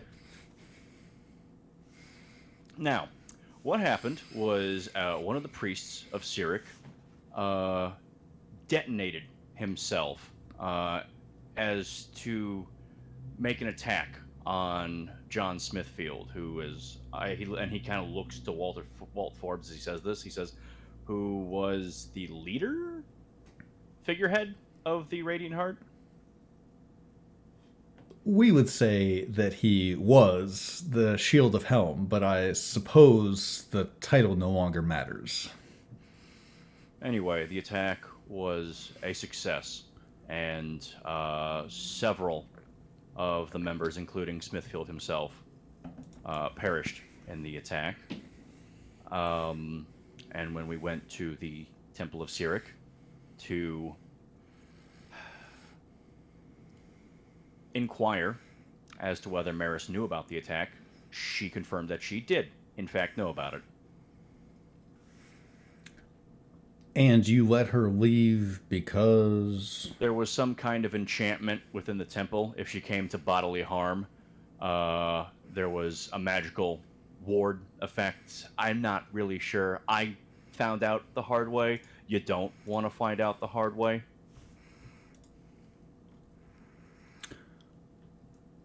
You said you found out the hard way. What does that mean? Things got heated, as they sometimes do, and I struck her.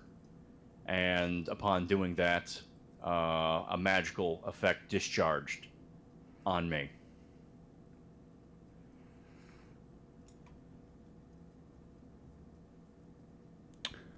The Major looks around the room as if he's waiting for someone else to add something. He does speak the truth, sir. He struck her and some magical bolt struck him and didn't look like it felt too good. If I could have killed her right there, I would have. Finally, you and me see eye to eye.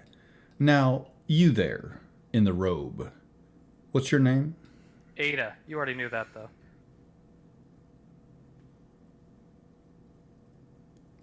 All right. Now, all of that we'll have to confirm with our investigators. Within a week or less, we'll have an entire fist division here to keep the peace and to look into some of these allegations. Now, there's one other thing that I need to know before I can let you leave. What's the deal with this portal? Just speak plainly. I would be the one asking you. Apparently you knew it was there already. We did.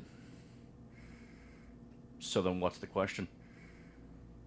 What do you know about it? Where's it go? It takes keys, right? Where are the keys? Not stored with the portal, obviously. When are you going to use it? Why?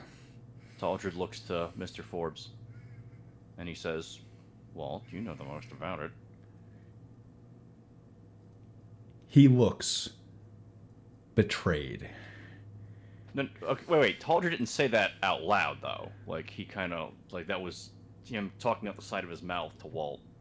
But all eyes are on you. Fair You enough. are the one talking. When you are Okay, sure, yeah. when you have the microphone, it's hard to be subtle. Right. Okay.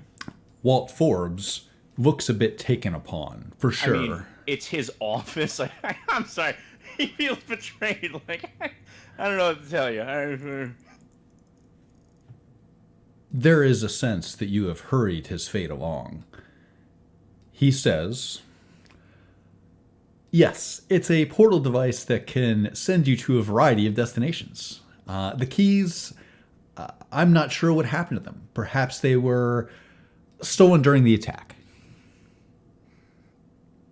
The Major looks displeased and says, now, it's my understanding that some of you were here during the attack.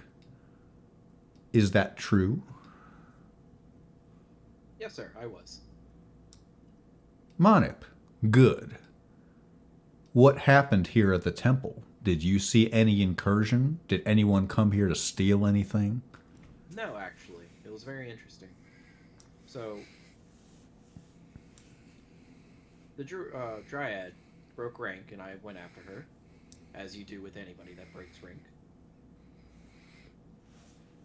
And we came to the temple.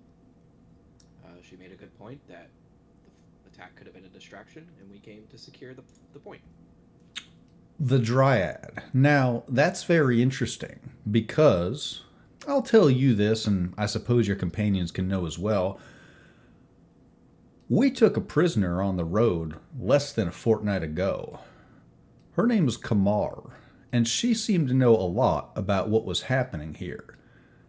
Do you know that name, Yoros? I don't think so. How well do you know that Dryad? Fortunately, not too well. And I can't help but notice this is a person of interest to us. She seems conspicuously absent, wouldn't you say? She does. In the few days I have known her, seems to scurry about quite quickly. I just assumed it was a thing that all dryads did. My apologies, sir. No problem. There's nothing you did wrong, man. You've been very helpful. Now, I think what I'd like to do is let all of you go. Hopefully that'll please you, robed one. Now, Freedom does please me. Manip, if you could, I imagine you'll continue to travel with these folk. Please keep an eye on them and help us as we conclude our investigation. We may call on you again to be the arbiter of truth in these situations. Does that sound fair? If they would have me, I would be happy to. Who would refuse? A member of the Flaming Fist amongst their ranks. Brenner will make a motion toward Yoros, putting his arm across his shoulder behind his back. Of course. Who would? And Well, he'll whisper very quietly into Yoros' ear. If you compromise this for us, I will break your fucking spine.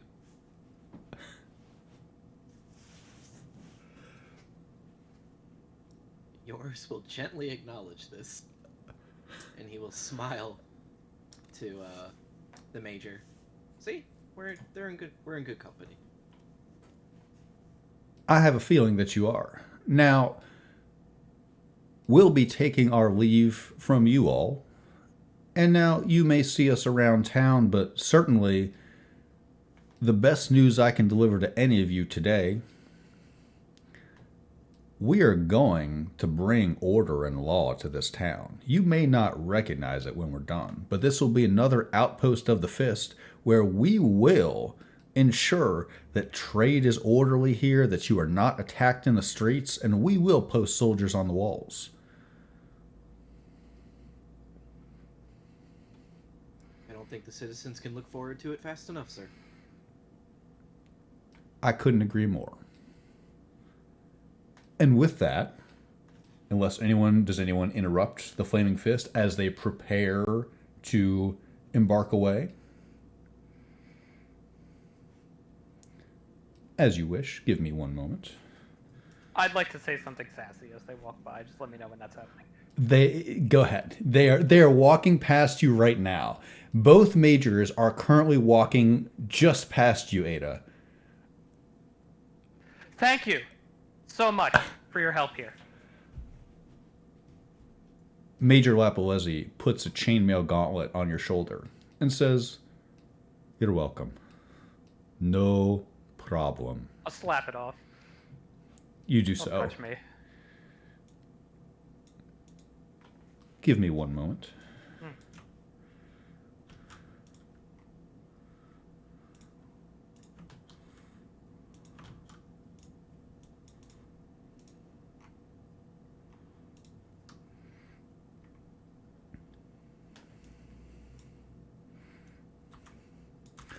With little fanfare, the Flaming Fist departs from the Temple of the Radiant Heart, leaving you here with their horseshit and their problems.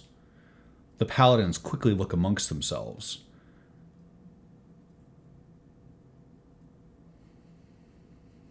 So Taldrin says, "Oh boy, thank goodness the Flaming Fist is here," and he's writing something on a. I don't even know how he's writing it. I assume he has to have something that can write, right? And he hands it to Ada, and it says, wards, comma, listening, question mark. Ah. I'm not a divinator, but I'll attempt to figure out if a spell's been cast here. Paul looks at Samantha and says, "There's no fucking way we're letting the fist set up here. Are you kidding me?"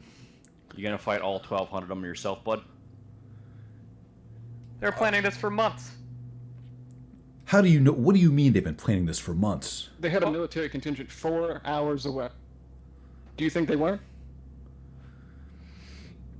One You know, the Fists contingent. have contingencies posted everywhere patrolling routes, right? It's pretty far from okay, Yoros? Or should I call you Manip or whatever the fuck you are?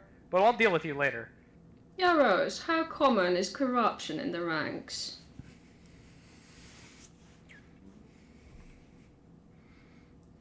My contingency, there was none, but others, I couldn't tell you. You couldn't find the hitch outside the temple. I doubt you could find the corruption within your rank. Sick, but Do I think that a ward has been cast? Fair enough. It sounds like you've already inferred it, Ada. I think there are probably better places to talk. We need a drink. Yeah, I think we all could use a drink. It's proverbial, Taldred. It's proverbial. Samantha looks between the lot of you, and then her gaze ends up on Walt Forbes, and she says, "Frankly, I don't see the problem here." Thank you. well, she wouldn't. Because I think you've been paid off. I Ex- think she's realizing that they're short-staffed and the Fists are a huge boon at the moment. I'd rather have, if we're going to go back to the Temple of Sirak, I'd rather have them at our back than no one. Can I do like an insight check on that? You can infer as a player and determine what you think her motivations are. Fair enough.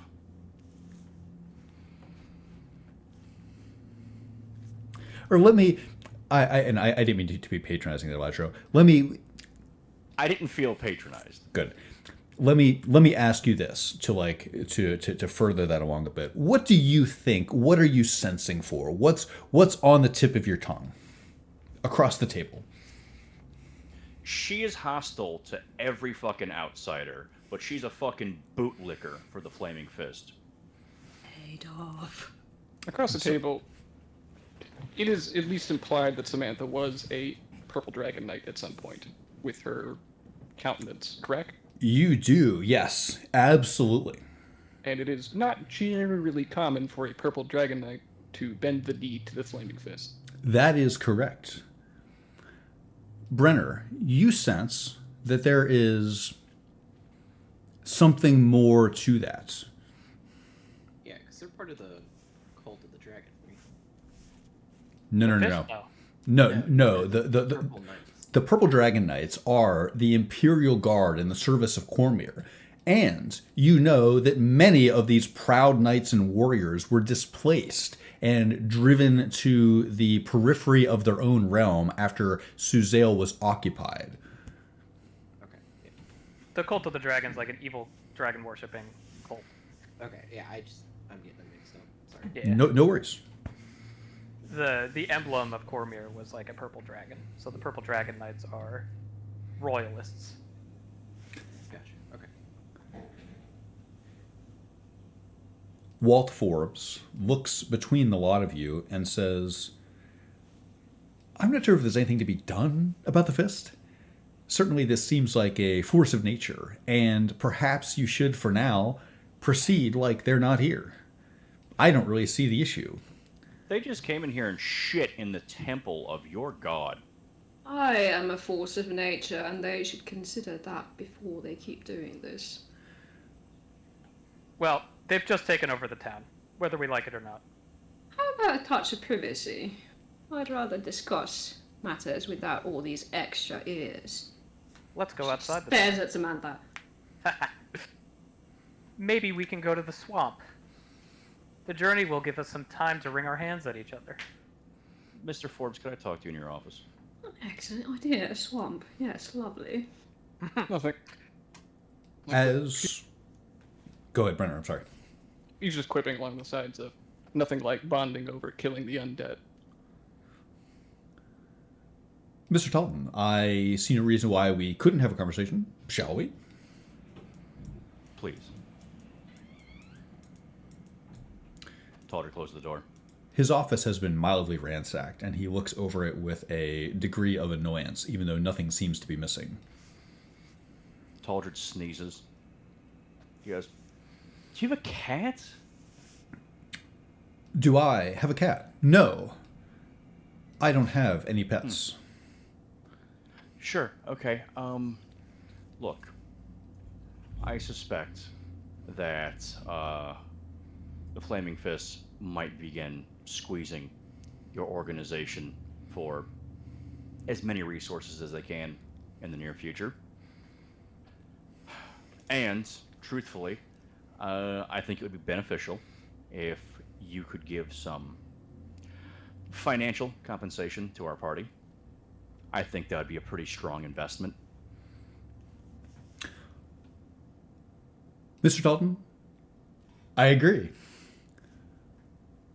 What I will do is attempt to marshal what little resources we have left. And truly, as Smithfield believed in you, so do I.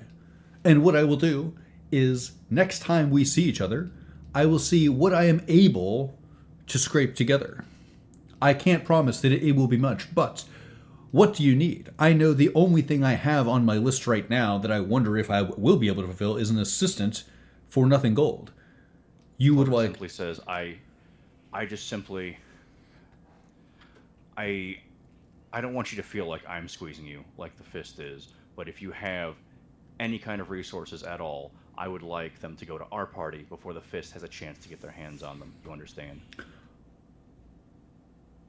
Yes, but I must tell you that should I bequeath resources upon your party, I would like to split some of that, or perhaps evenly, with Roger and his party as well. God fucking damn it.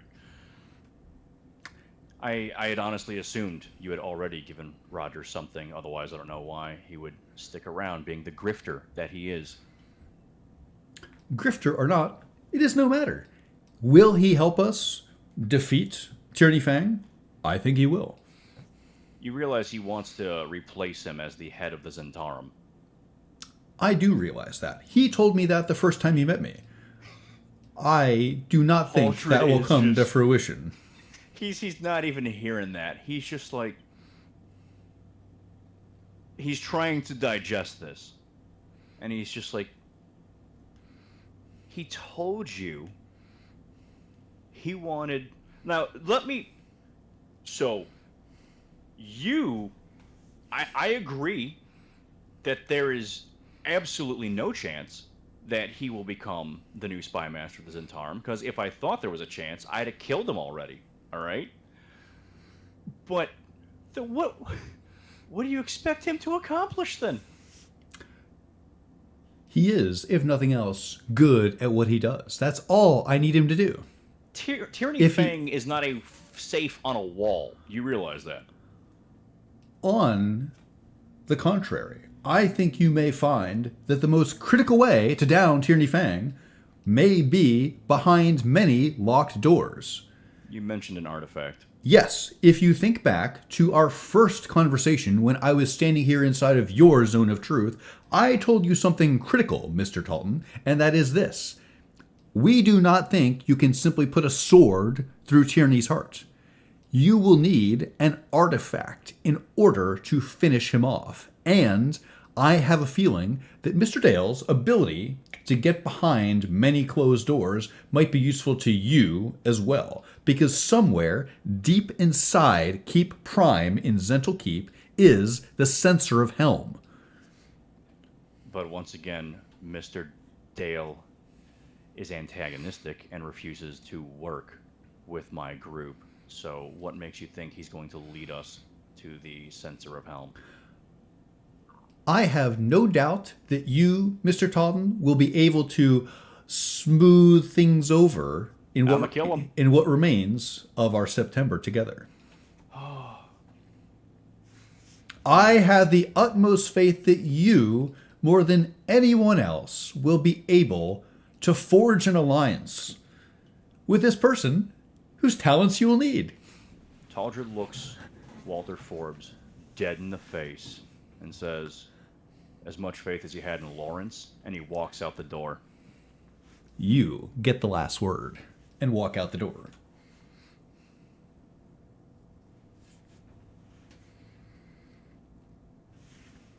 At this point, Brenner is making his way towards the staircase downstairs and announces that he's left something down. I'll drop my fire shield. So what do we know about the swamp? Not much. We have the direction and the location, but I've never been there. I will reiterate that I truly believe that getting items of power and making a strong, concentrated strike into Synthal Keep is honestly our best bet. I could not agree more. I'm going to take that further. I also believe that tensions in the group are a little bit high, and he's looking at Yoros. And I know this much, okay? We might go in there.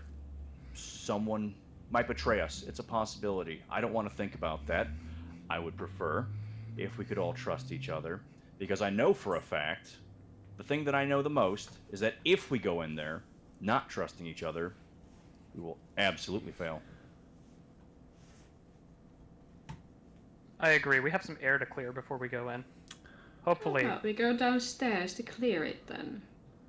I don't think we should be inside this building right now. Brenner, Well. you notice something conspicuous as you make your way toward the stairs. There's a cat sitting under the couch purring.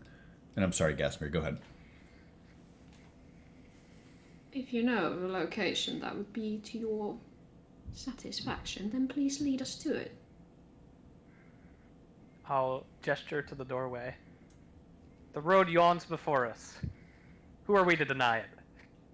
Yes, if you'll just give me a moment. Brenner will descend a few steps, turn around, and beckon towards the cat. Asme is also headed towards the cat, and she's gonna try and scruff it and lift it. No.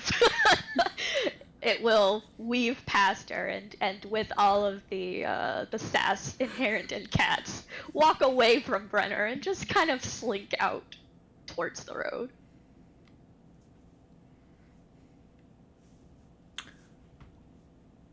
It's hard to catch a cat. It's true. I think Brenner has picked up at least what is going.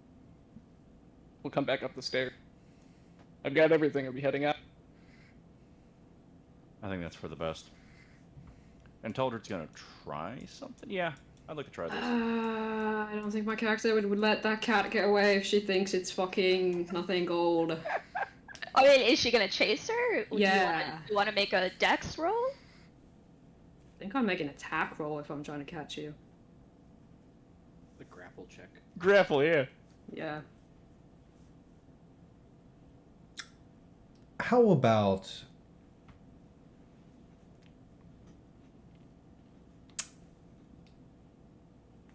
Why not just simplify this to athletics?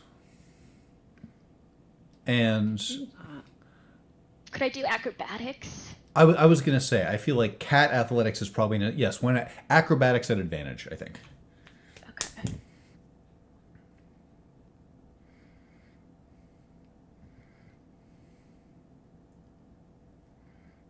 That is not very good. 13. 14. Just barely. You attempt to close your arms around the cat. It is just fast enough on its little foot pads to escape. You feel its fur brush through your arms as you try to grab it. Are we outside the temple at this point? I don't know. Where is Nothing Gold in cat form going? Just like running, it looks like heading southwest, like leaving the temple? Yes. is the party sort of egressing as a group, or what is occurring inside the temple here? Help me understand where the bulk of the party is.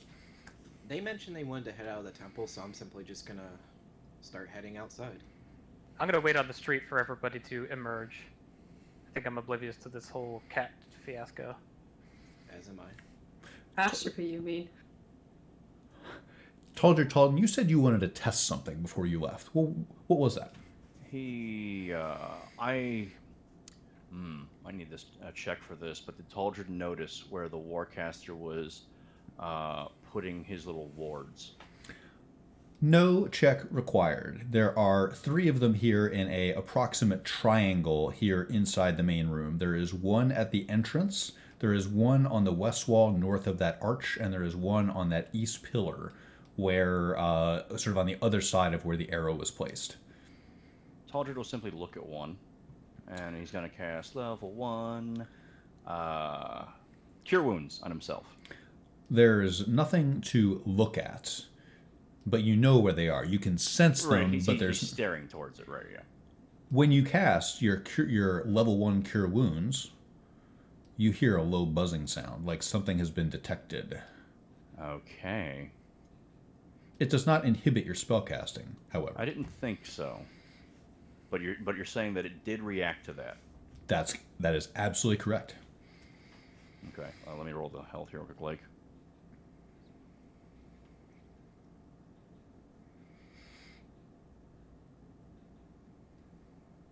All right.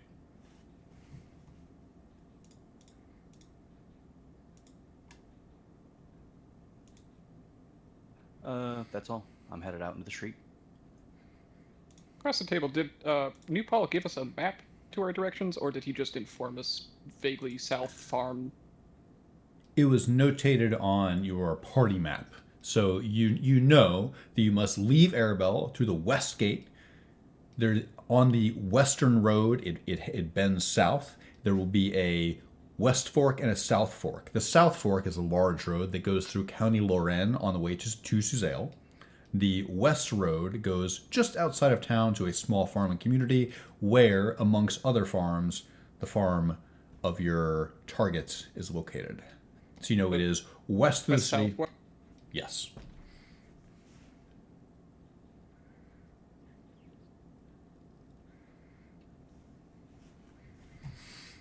And I take it Taldred regroups with us at the front of the porch. Yes, indeed. Sounds good. Let me arrange the party. Give me one moment here.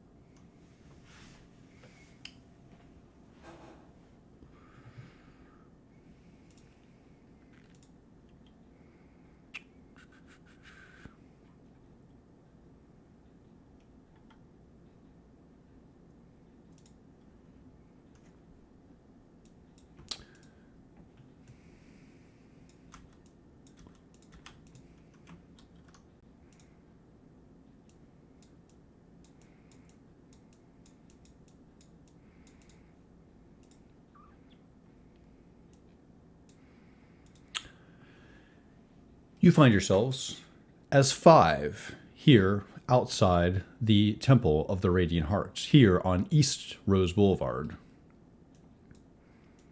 There is a hired watchman keeping patrol outside of Prime Materiel. You see no sign of Nothing Gold.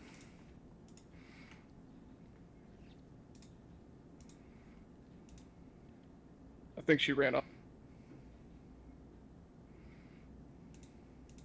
I didn't even see her leave.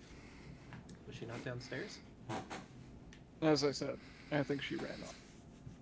The Smart. Fist did seem interested in her. That is true. What's that all about, Yoros? About her? Why are the fists so interested in her? I actually could not tell you that. I think she already told us what. Remember She on when the we were lam? down- Well, when we were downstairs. I mean, I didn't hear all of it, but didn't she say she was in contact with somebody? And I believe that your friends are in contact with her friend. Well, they said they captured somebody on the road. Was that her? Must have been. Likely. As it stands, are we going to the swamp or no? I'd prefer to be out of town for a bit. Agreed. A little group bonding, as it were. They did say a training session would help. Air out our frustrations, if you. Well, I don't think there's much we can do around town right now anyway. The fists will come in, set up, and when we get back, everything should be tidy and orderly. Yeah, tip-top shape. Lickety split, if you will. The sooner we can get out of this town, the better. Agreed. Taldred said, I would like to pick some things up for the road before we go. That is a smart idea. How far is it anyway? A day's travel? Judging by the map, probably a couple hours, right? Yeah, some supplies would be nice. I mean, all I have is these turnips. To be fair, all I've eaten today is 2 beers. Well, if we need food, I assume there's still more in the temple. There's more in my pack, too. We cooked. What do you need to pick up? There wasn't much. Oh, I just thought I'd browse the market for a moment. I haven't had an opportunity yet.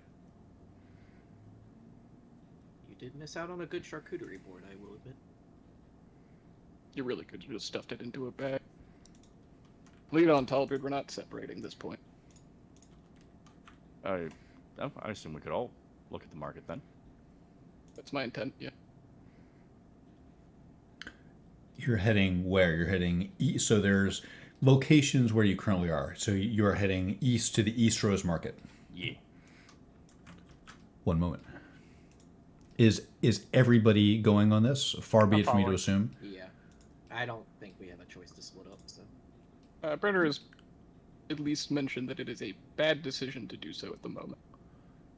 Ada and Gasmir, I'm not speaking for either of you. Are you part of this journey? Don't feel like you, quote unquote, cannot split up. If you want to split off, you absolutely can. Yeah, Brenner's not gonna hold you down. He's just being a dad. Ada, Gasmir? I'm going. Oh, Yasmin's going as well.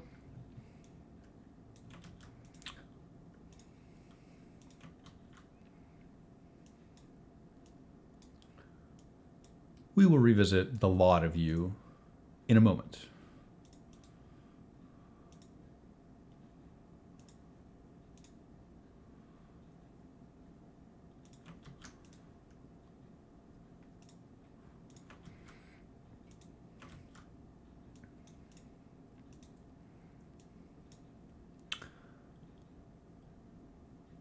Little brown cats, you arrive at your intended destination here at the Temple of Sirik.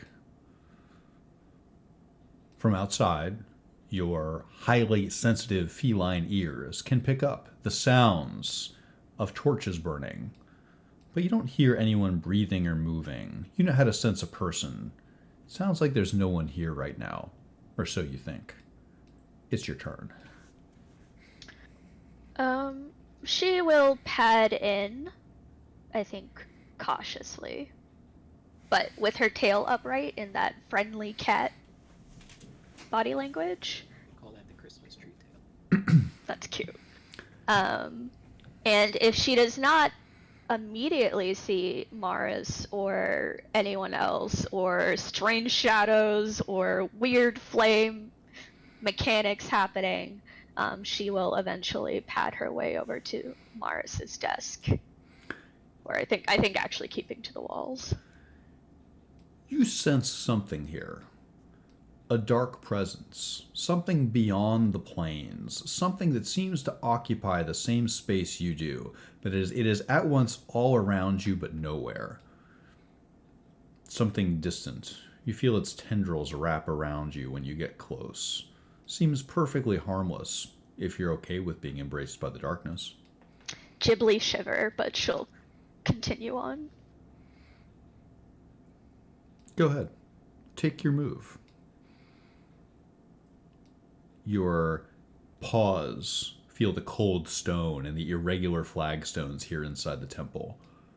You arrive at a little desk. She'll jump up, You do so. look at whatever's left on it.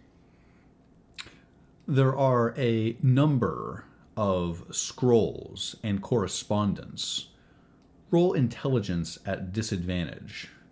It's hard to make sense of things when you're a cat.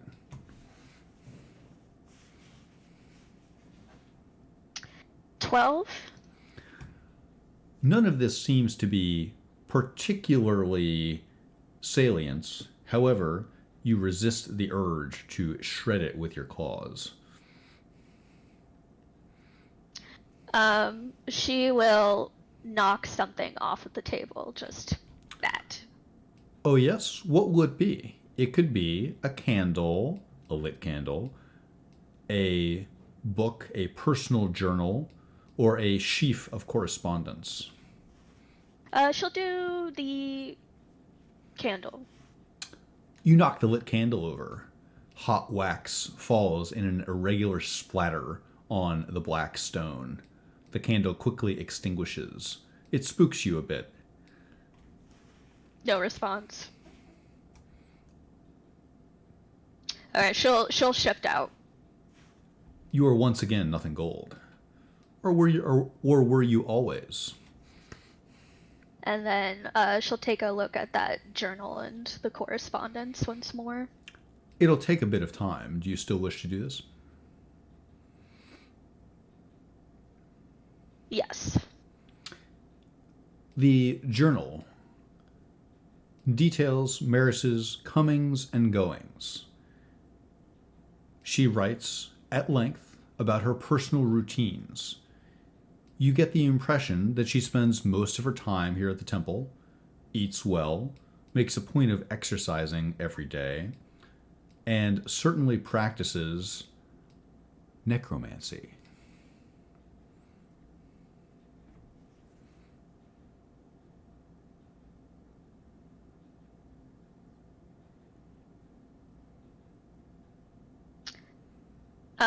She will add a note that says, Fists are in town, you're to blame for the explosion.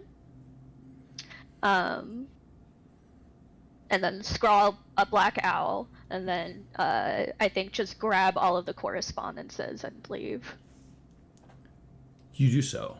Item TBA, add Maris's correspondence to your sheet.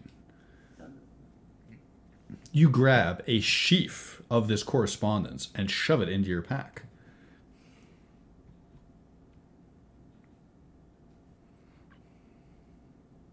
Then, again, back along the wall, just leave. Take your moves. When she gets to this corner, she'll use her last wild shape to turn back into a cat.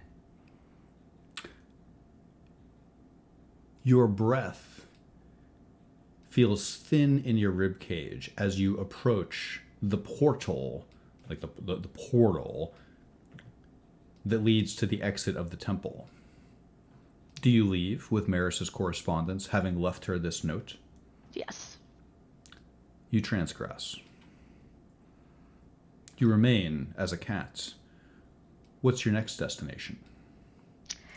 The market. So I think she'll end up rendezvousing with the rest of the party.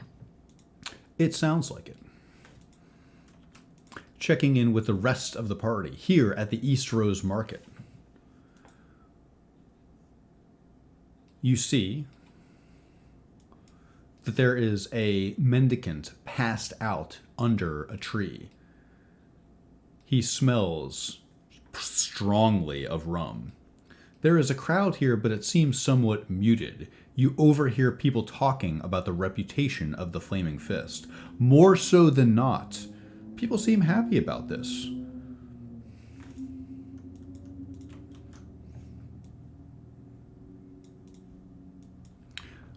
Nothing Gold, you are here at a peculiar angle. You are behind the marketplace itself. Cats have a way of getting where they shouldn't. It's the party's turn. I'm still on the Temple of Cyric. Yeah, I was about to ask if anybody was still on the temple page. The temple... Oh, sorry. On roll 20. My mistake.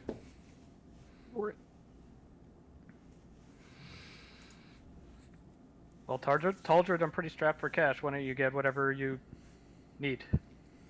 I'll do just that, sport.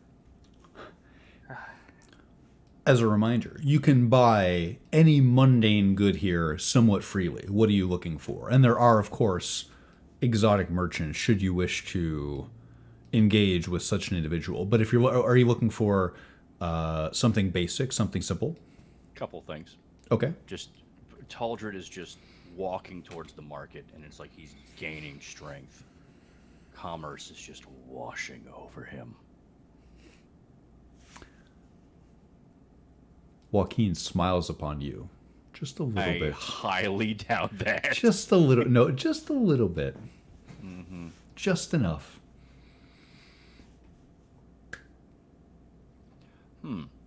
So Taldred sees the alchemist. That would be my first stop. And you're searching for... Taldred will approach the alchemist, and he says, I'm looking for a tincture for sleeping. A tincture for sleeping, like a poison? He seems a little bit too eager to offer that up.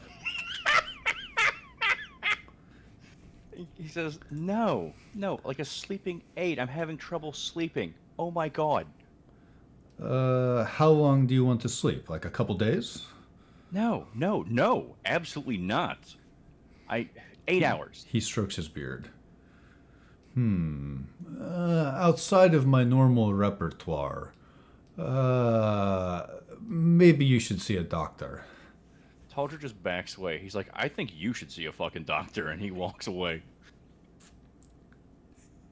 You have a sense that this alchemist plies a different trade than you expected. Yeah, most certainly so. He's gonna approach the Grim Merchant. You do so. He is flanked by two large armor automatons. Animated armor stands on either side of him. He says, come on, how good to see you. And you're looking for... Taldred is just looking at the wares for a moment. He's collecting himself. Do you here, let me repost that list, unless you already have it. I'm not sure if I do or not. One moment.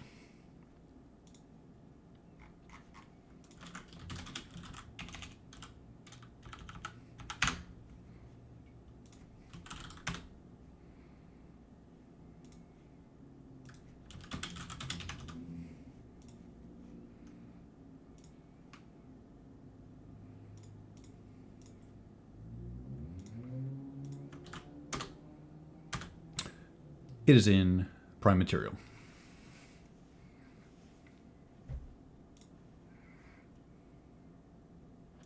Taldred inhales deeply.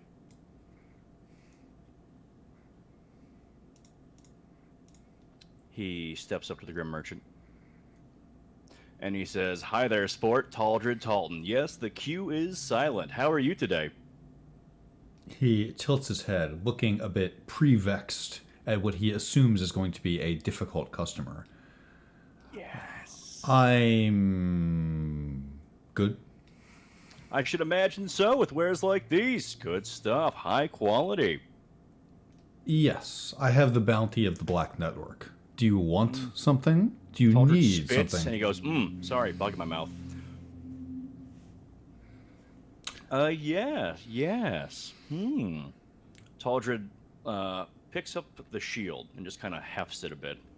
As you move to pick up the shield, both animated armorers lurch towards you. You sense that it would be a bad idea to touch these wares. He says, now, sir, I need to test the weight of the shield. I assure you, I'm not running too fast anywhere. I think you don't need to test the weight of anything. I may need to test the weight of your gold. Taldred holds up a sack and shakes it. You do so. He raises an eyebrow. Making a purchase then. Yes. Now, if you don't mind. Roll persuasion. Okay. Nothing gold. From within the bushes, you observe Taldred Talton making a deal with someone with a truly foul heart. 19. He relaxes his demeanor a bit and says, "Okay, you want to see how it looks on you? Go ahead. I just want to feel the weight. You can understand that. As you wish. You've convinced me." Yeah, he just picks up the shield, fields it. It's heavy, secure. You sense that you could stop many blows with this. You sense that it's already been used to stop many blows. Taldred says, yes, a fine piece of hardware indeed. I'll give you 12,000 electrum for it. Electrum? My friend, no one takes electrum anymore. Now, sir, you seem to be a merchant in the know, I thought. I am in the know, and I know that no one has taken electrum in a number of years. Now, you may wish to speak to a banker or... Sir, I assure you, that's no longer the case. Electrum is indeed on the rise, a currency for the new world. The world is changing around us. I know you've noticed. He looks a bit nonplussed. Taldred said, sir, gold is on the way out. It's a thing of the past. Electrum is on the rise. It will soon surpass gold. Now, let me save your breath. If you wish to... I'll just speak plainly. If you wish to unload your electrum, I know that you will be able to do so. I know someone who could help you. Is that right? Yes. Have you been south to the capital? Not recently. It just so happens that there is a lot more flexibility with what currencies people are willing to believe in. You may find that if you take your giant sack of electrum there, I think you'll have better chances at being able to turn it into gold, should you be able to apply your honeyed words with the right person. Sir, you hurt me. Honeyed words? I am simply giving you the opportunity to get in on the ground floor. I know a good investment when I see one. This seems a bit of a reach, but, as I said, if you take those to the capital, I think you'll find potentially willing buyers. I'll go as high as 15,000 electrum. Where I come from, we can't even melt that down for much of anything. Well, but you travel certainly more than me, and I will not be getting down to the capital anytime soon. The life of an adventurer is a difficult one. Out of my way. This is no. You won't win me over like this. No persuasion check, nothing? No, but you may wish to file this away. Understood. I will do so. Taldred says, well, sir, I'm sorry I couldn't change your mind. One day you'll look back, and you'll remember you had a chance. And he will simply walk away. You do so. Brenner was trying to keep an eye on him as he broke sight, he was watching him do such. Got fed up and walked away. Did you have any internal judgment that you reserved for the situation? What did you think of Taldred haggling with this merchant of death? He's just trying to grift him. Doesn't really take too much problem with that. More so than anything, Brenner was more... We're walking into crowd, somebody just exploded to death. I don't want to see a knife in his back. You see Taldred Talton in front of you with a knifeless back. Taldred's walking away invigorated. He feels good. At least you had a good time. Is Yoris in eyesight at this point? Or is he blocked behind the massive crowd? I'll try and stay within eyesight, but I'm kind of just browsing the booths. So I just kind of wander away while I'm just like going from booth to booth looking at stuff. I'm looking for basic supplies since I haven't had a chance to actually get stuff, so. What type of basic supplies do you seek? I'd like an adventurer's pack, so just the basic stuff in that. Preferably some like caltrops, maybe some antitoxin if I can find it. You can find any manner of non-magical items here that you can pay for with your pocket change, as long as you're able to reasonably carry it inside of your pack. So caltrops, some non-magical anti-venom, which would work, for example, on from an asp bite or something like that. You're able to find these things. Do you mean arsenic? We have that. No. We're heading into a swamp, so just in my tenure being out in the field, I know that swamps have snakes. So just like some basic anti-venom would be a nice little pick-me-up. We'll say you have a set of steel caltrops and 2 vials of antivenin. Okay. And I assume the adventurer pack is a quick pickup too. Sure. Yes. Anything you want within reason. You are level 10. You are a being of significant power. You can source anything you need like that for pocket change, for gold that we don't track. Okay.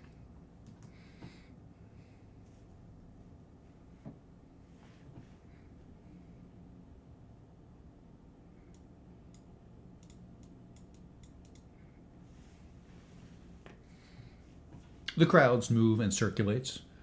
The sun advances through the afternoon sky. Does the cat if nothing gold make herself present? You're muted, Joel. In fact, you may have been muted for some time. That's fine. She was just watching.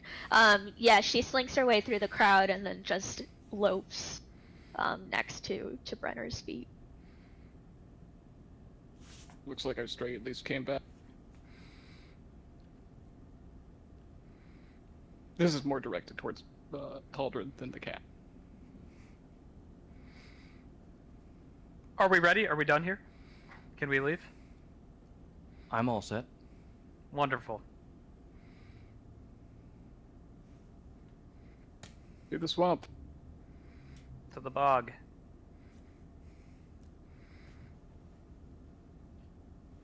Where are you going? Or where? Please be very explicit with where you're going and what you're doing. I believe we are headed towards the west gate with the intention to leave town temporarily.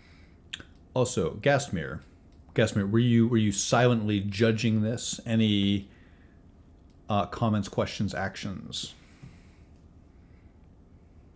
Not really. She's waiting for basically an opportunity where there aren't people around constantly listening. You have a sense that there are constantly ears pointed directly at you.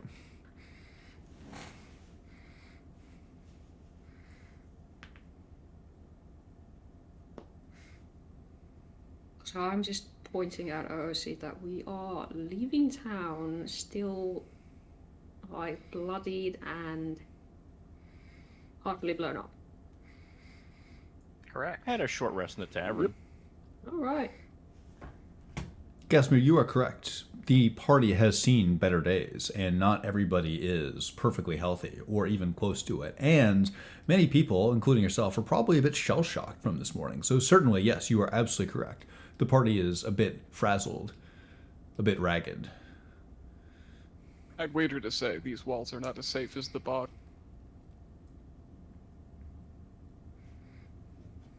Do we have enough food to actually survive in the wilderness? I Could always take eat the care of cat. She swept like whacks Brennan with her tail. My question was OOC as well, not in character, because I'm kind of unclear on what kind of resources we're working with here. Across the table, Brenner, I believe, still has 4 travel rations, and Taldred is capable of making fake pancakes from his moon god.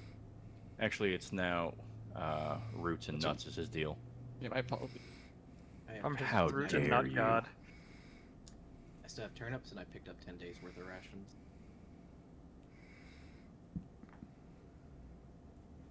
I think we're. He said it's only like a handful of hours away. I think we're equipped enough to make it there without. I mean, if we need a lot of food, we're going to be in trouble anyway. Sometimes you get hungry. I've got it handled. On our way out, Brenner will make his way to the freshwater aqueduct and replace his water skin. I believe it's at least somewhat on the way. It is, and we will not take you through the little Avernus map just for that. Does anyone else refill their water skin with fresh aqueduct water here? That sounds good to me. I'm trying to remember if I have some water in there already. If not, I will. Okay. If you do, please notate it on your character sheet. Just mention that your canteen or your water skin is filled with fresh aqueduct water, should you choose to refill your water skin here.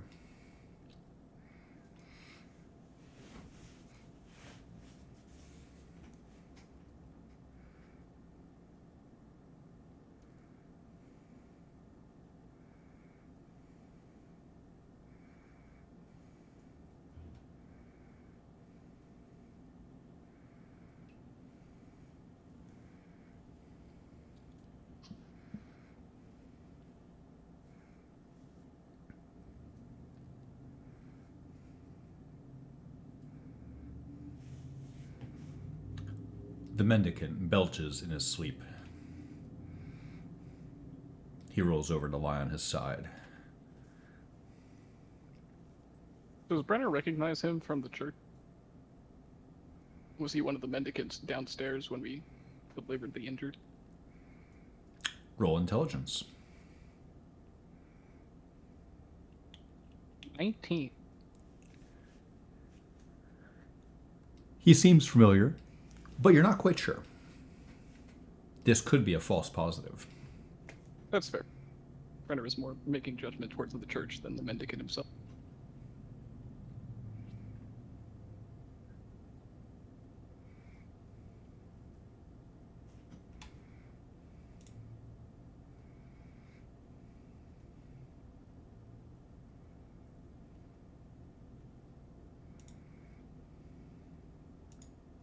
I think I'm ready to go whenever the group is. Far be it from me to push you along. Please let me know what your intentions are. Who is walking in front? Where are you going? Does it bother you? Do you have a cat conspicuously following around your feet? She's still a cat? She will be until we get out of the city. And then she'll change. The intention is for her to change off screen behind a bush or something. I will not notice the cat the whole time. Talshard hasn't noticed it either, but he sneezes again. And eventually when you come out of the bush, you're gonna startle me. I have nothing meaningful remaining for the rest of the city journey. I don't believe I do either. I think our intent is Westgate. Right. Any objections to this? Any final thoughts here inside the market? Nope. Okay. That's what the map said. As far as marching order, I don't really care. I assume it'll be malleable based on how we're walking. It is just trying to determine sort of who is marshaling the group together. Are we getting horses before we leave the city? Was the intent to go on foot? Brenner's intent was to walk, but Yeah, I don't want to bring horses into a bog. Valid. Brenner's already lost one horse this campaign. Off screen. Yeah, let's not relive that moment of everyone's Favorite childhood memory. That so fucking traumatized you. Oh, yeah. The horse that gets so sad that it fucking drowns in the swamp. Terrible.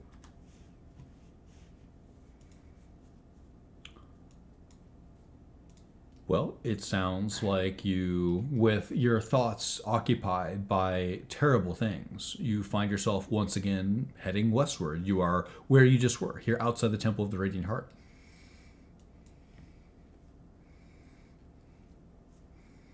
You are between the Tossed Wave, the tavern to the north, and Prime Materiel, the magic shop to your south. Little Avernus lies further southward, and Arabel proper, you assume, heads west along the road. Brenner will do some martial.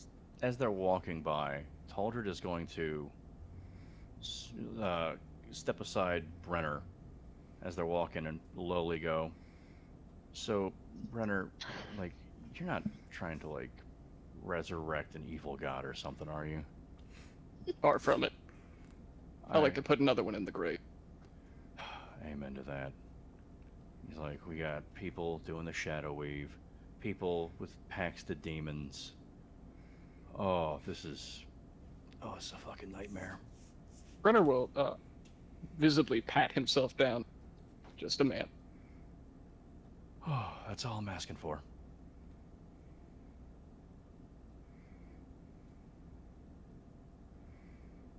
You can see Brenner kind of ease up to the across the table. He doesn't respect that you pray to a god, but he does respect Taldred for other reasons. You can get that joke. Fair enough.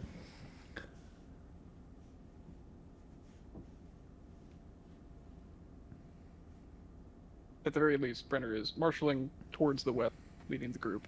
And he's seen this guard probably 6 or 12 times passing back and forth at this point, and out of courtesy will wave to him. You do so. You have ascertained that he's rather old, and this is probably his retirement job. But he gives you a gentle wave back, a friendly wave.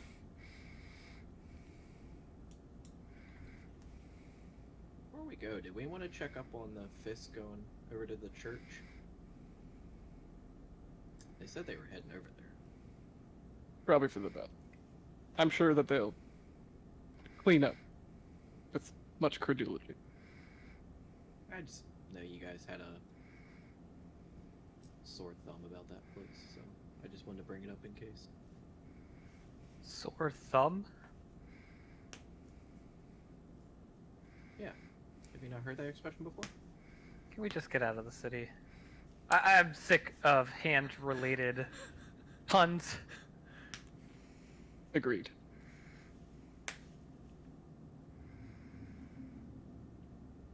Fair enough.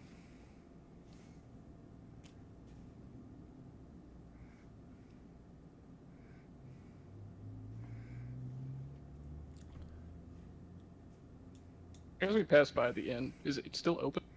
It is. And is the room by which our boy Roger Dale and his retinue, is that a covered window? Were there curtains? It is. In that side private room, there is no window that faces the street here. Sounds good.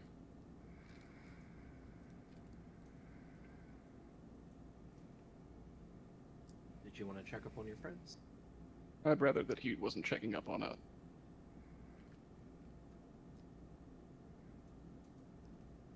Looks like much of the party is walking westward. Anything else in here on East Rose Boulevard?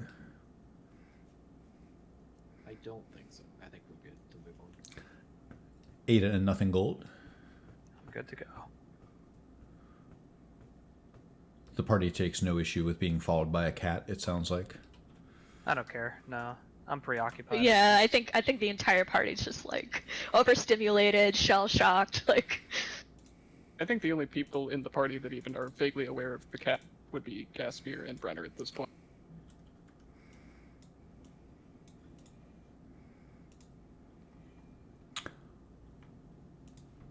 One moment. I don't think yours has even seen your cat form, so. Nobody's seen her shapeshift. Yeah, so I wouldn't. I would just think it's a cat if I did see it.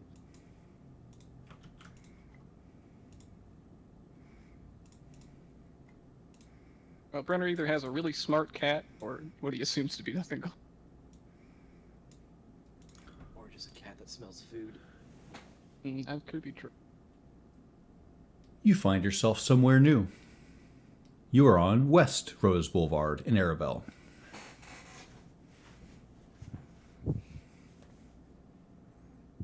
Across the table, this is a big statue with a dude and a horse like the ones outside.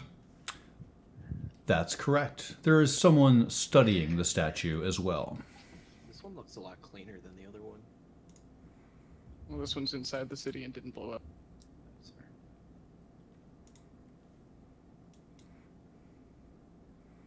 The statue, ostensibly, certainly memorializes something. You could study it and find out. Should that be something that interests you?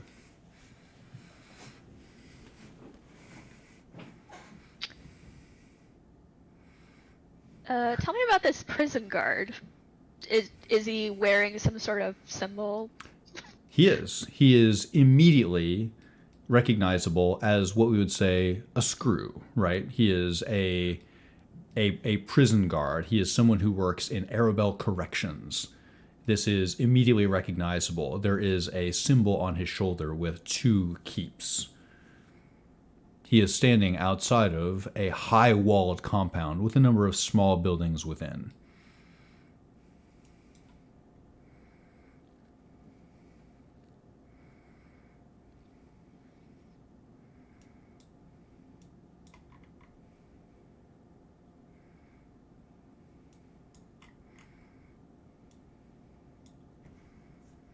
He looks bored, Able to listless. walk past him without attracting his notice. There is a closed iron gates behind him. Gotcha. Even a cat would have a difficult time slipping through that. When you approach, the prison guard, who seems rather bored, reaches down to try to pet you. Do you allow this? No. You scamper away.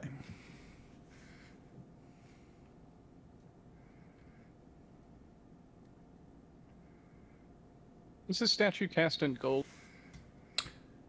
It's bronze, you think? Sure, but it's an ornate statue. That's correct. Yes, it is a metallic statue. It is a figure on horse, a purple dragon knight, instantly recognizable. I wager the fist would probably just melt it down.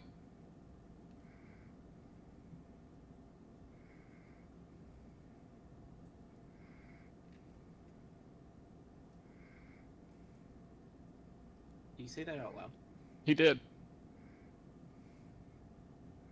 I think the fists would only melt it down in a time of extreme need of supply, as any city would, I'm sure. I don't know if you've looked around too terribly much.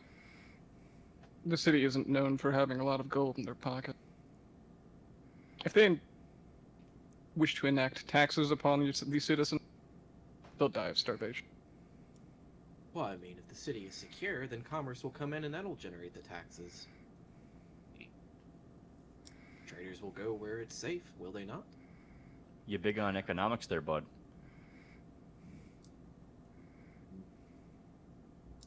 I know how to spend a coin. Centaurum aren't marching on the city. They're doing nothing but grabbing the city for political gain. And they were waiting outside the city gates anyway. Don't fool yourselves that this explosion had anything to do with altruism on their part. Certainly an excuse. Well, we are certainly lucky that they were nearby. Why? You know what? We'll talk later. Yes. Please hurry. Hearing this, Brenner will pick up the pace. About 1.5 steps. I'll match that pace. Saying that, Brenner actually would look over his shoulder. Hearing, I assume you're still walking with your cane, correct?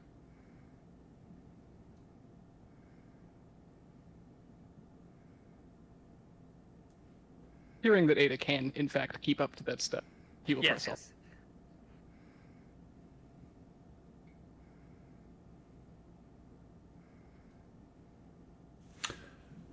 Gastmere. When you walk past this Arabellan city guard, she turns to you and says something. She says, glancing at the statue and then at you, she says, Cormier forever.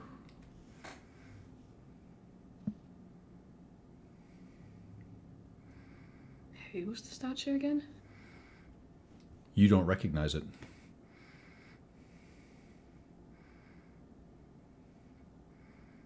She lifts an eyebrow and says, of course. Carries on.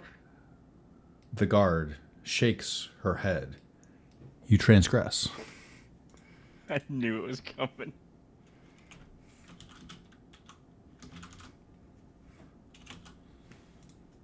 The shadow of this statue casts a long shadow across the party. Sorry, the shape of this statue casts a long shadow across the party. Please continue. People are double taking through here, it sounds like. Yes.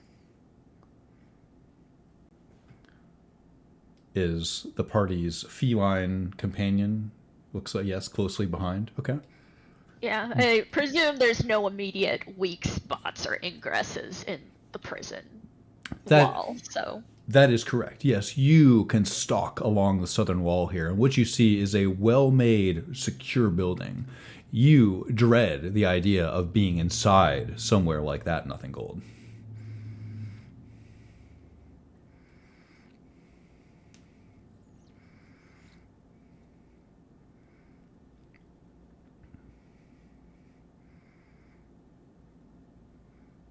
Going west?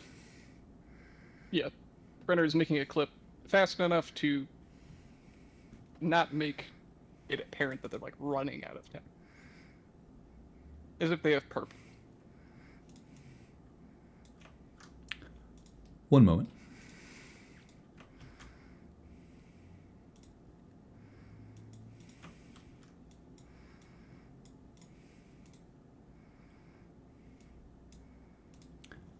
You continue westward through town. You arrive at West Rose Boulevard, an extension thereof. The houses here are quite nice. Large mansions. Some of them are individually walled.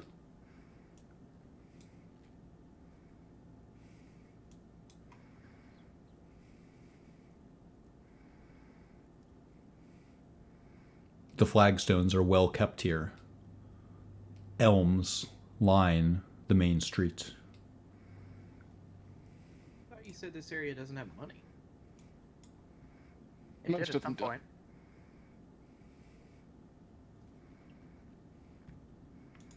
It's not unusual for a noble house to hold on to their coffin.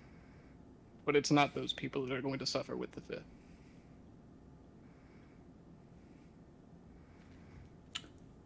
As you walk past, there is a man and his dog outside this mansion.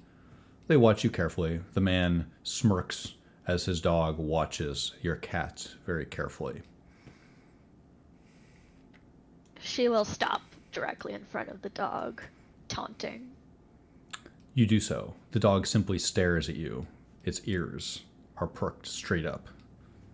And then an ear flick of derision, and then she'll continue down the road past the others.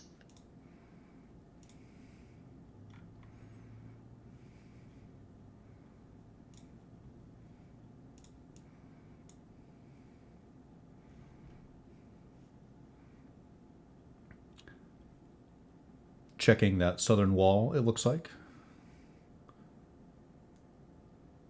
Yeah, I had the thought that maybe she would circle around it, but it's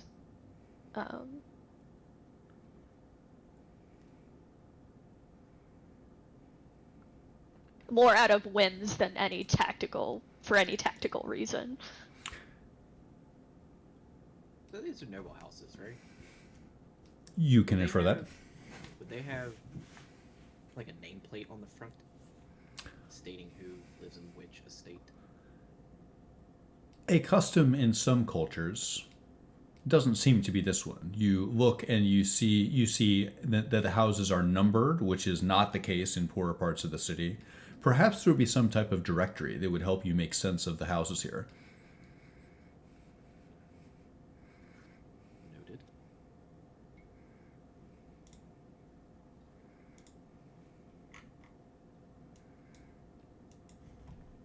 Nothing Gold, this wall seems secure as well. In fact, these walls of wealth remind you of the walls of the prison. Not so different, perhaps.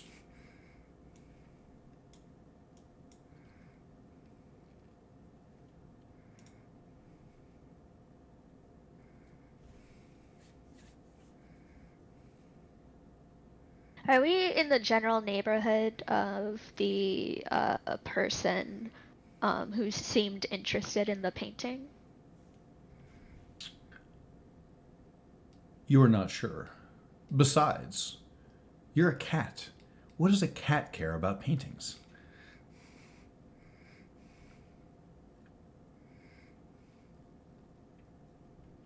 You think maybe. Certainly, you can picture in your mind's eye paintings, real, forged, somewhere in between, hanging on many a wall here.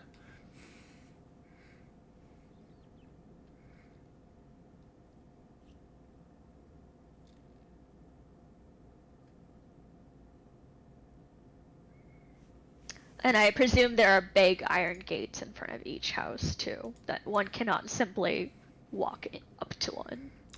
That is correct. There is a high degree of individual security here.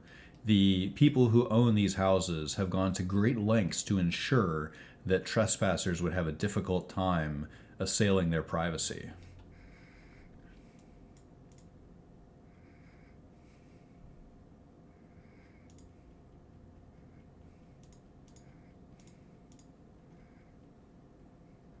As you go further down the street, the dog studies you.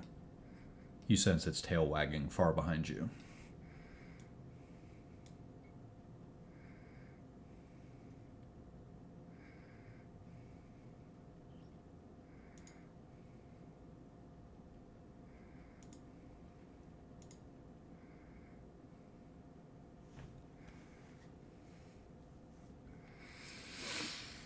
I believe we are heading for. So I appreciate that you named the dog and not the man. Is everyone heading forward? Again, far be it from me to push you along. Any further inquiries here? I'm good to go. I mean, as we're traveling, I'll try to make like conversation, but it doesn't sound like anybody wants to actively participate. Brenner won't necessarily answer your questions outside of brief grunts or. Jules, were you about to say something? No, again, I think everything along the same lines, everything she wants to talk about should be done outside of the city. As you wish.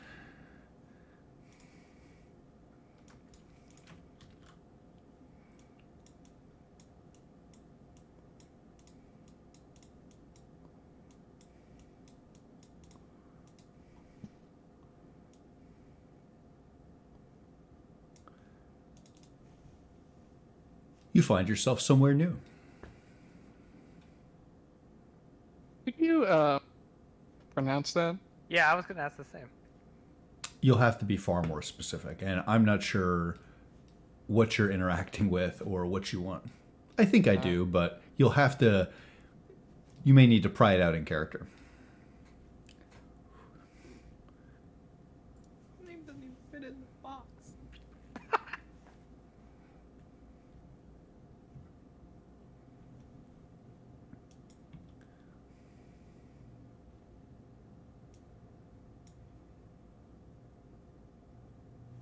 David really wants to interact with this, but Ada does not. I feel regret. I do feel the dichotomy. Is the western road here the gate leading outward? That is correct. As you turn the corner, there is a genie here. He is 12 feet tall and has radiant blue skin. He towers over you outside of a tent that is the same color as he is. Brenner will turn back to Abe and ask, "Are you sure we didn't die this morning?" Fairly certain. Brenner. All right. He looks at you with a giant friendly grin and says, "Wonders I have seen, but I saved the best for you." Brenner lets out a pretty heavy outward sigh and turns to the towering genie and will at least walk forward. Primelings, come on. Have you no taste for a bargain? He'll look at He Taldrin. says bargain. Taldrin's like, what kind of bargain are we talking about here? He He was walking straight, and his body just veers without his head even, like, going along with... Gaze into my tent, little Prime. I have so much for you.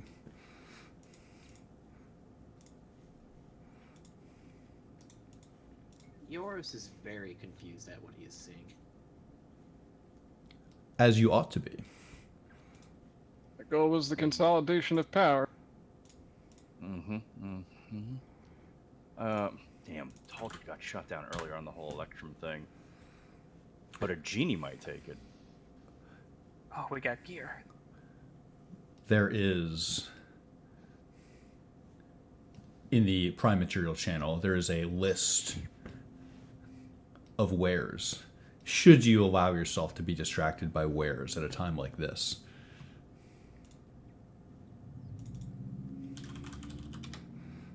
Oh, this first artifact, son of a bitch. Oh my god. Man, these transgressions got me worried, and I don't even have any. Brenner just wants it because it's cute. In the same way he wanted that dog.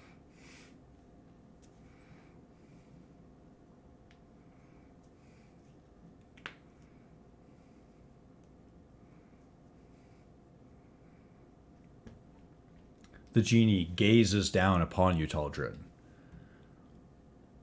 Bargains, yes?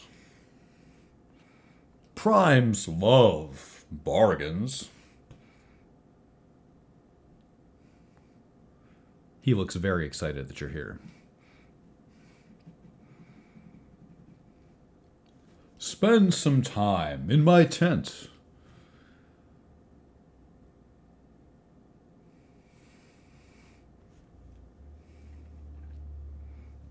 Taldred is looking at the genie. He's never seen a genie before. Never happened. Well, accounts neither is Brenner. He says, "Hello there. I've never met a..." And he's just, like, trailing off. You've never met a merchant with such good deals. I understand. Truly, yes. I forgive you. No problem. Come in. Spend your coin. He says, "I've never met a genie?"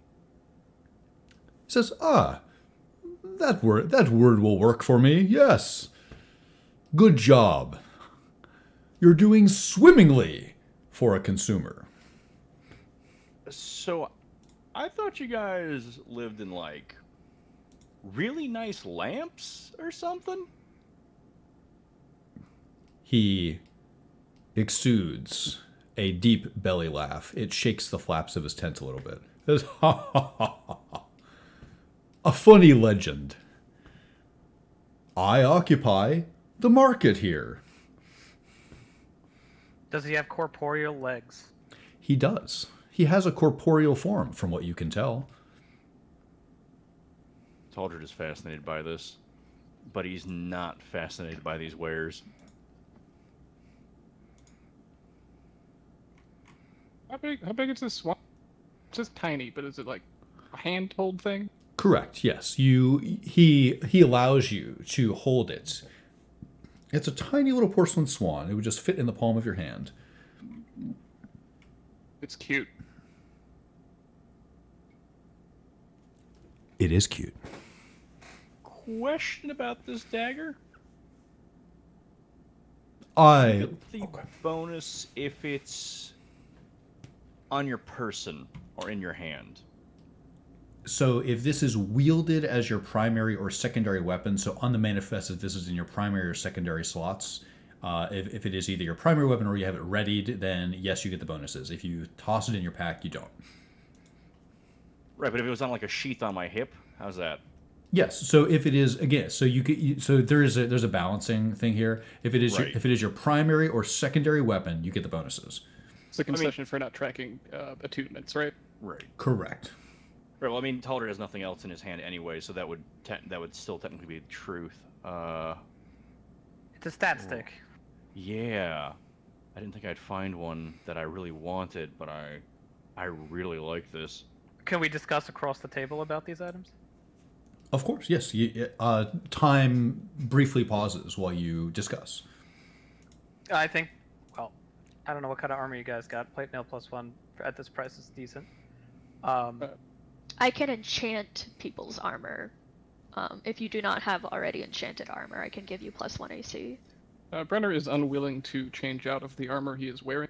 It looks shitty and tattered, but specific to him. He wouldn't necessarily be across the table against it being enchanted again. This item, Last Caress, by the way, is by far the best thing being sold at a ridiculously low price. Yes, and I want to remind you that this was with Ada's spell, but we were offered 4,500 in credit, at least, at Prime Material for the dagger that Yoros now has. Yours has it? Okay. I thought it was still on our... No, I have Okay. That's in credit, though. It wouldn't It was in credit, yeah, which I think was 3 times or something. It was definitely inflated beyond what he would have given in gold, but if I guess I'm suggesting we could suggest trading it straight and see if he bites for that. Would there be... I'm sorry, it's an extra planar knife, and it's an extra planar being. Maybe, I don't know. I mean, Yoris isn't really willing to give up a secondary weapon, but I mean, we can invest. Yeah, we can obviously show it to him, see what he's willing to give. Okay, so how is this Last Caress good, though? Because it says you die permanently.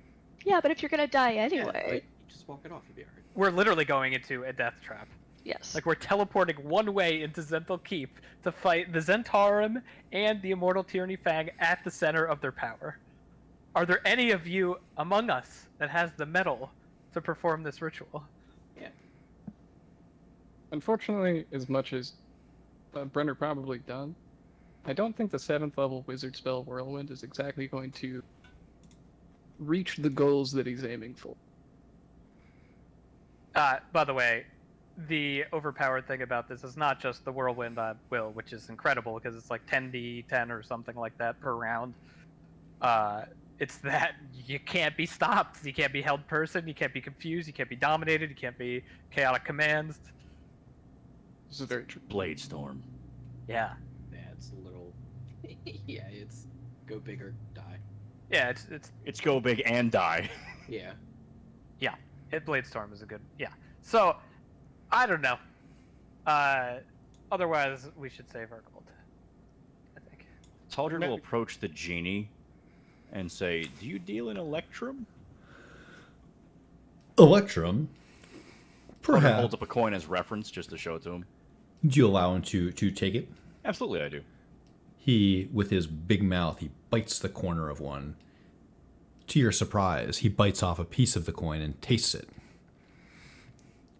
He says, not as good as gold, but I could be swayed to take this. I am familiar with this metal. On the plane of Earth, we meld many things together. This could be used in an alloy, at the very least.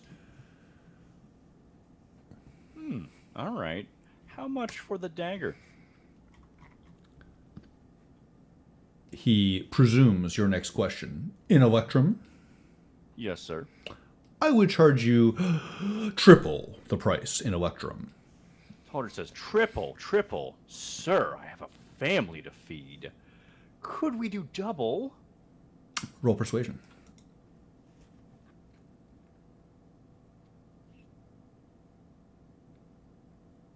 $19. One moment.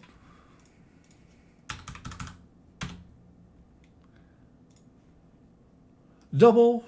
Okay.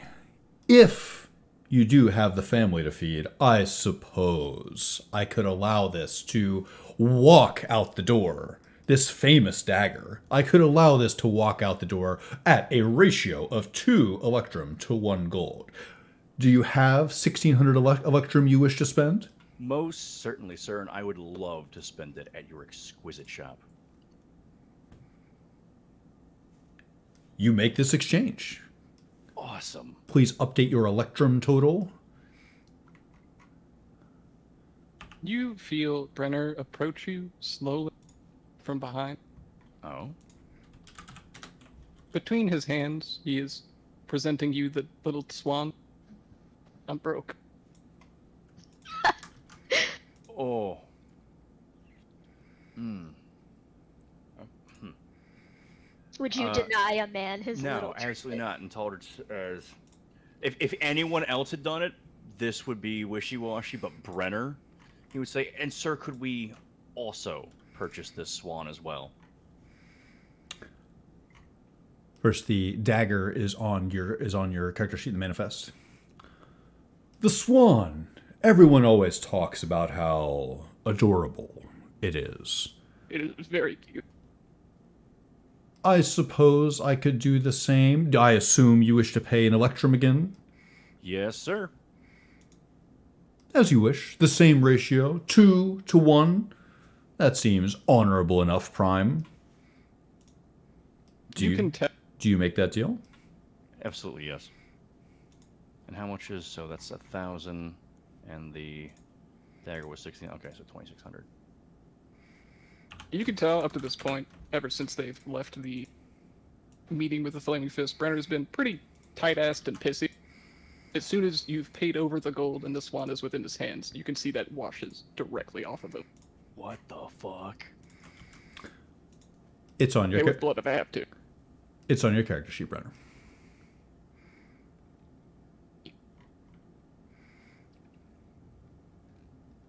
But yes, he clasps you on the shoulder, looks you directly in the eyes, and says, I'll pay with blood if I have to. Brenner, I think you've already paid.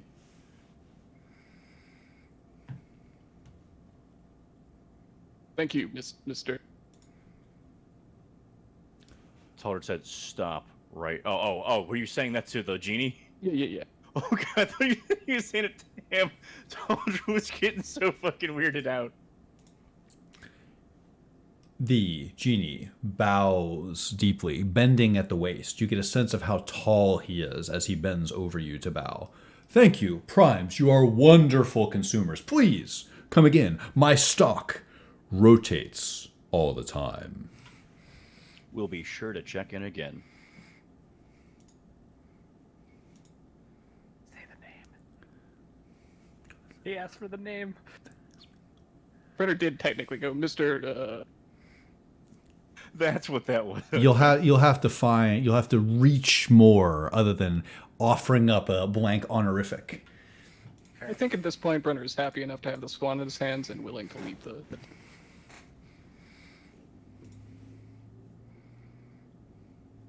As you wish. Feel free to conduct commerce or whatever business you see. Nothing gold. Are you spying on someone? Are you doing something down there? Absolutely. Yes. What would a little head empty cat perched underneath a wagon hear Arabellan mages and city guards chatting about at this corner? Roll perception. Let me check the cat. Okay.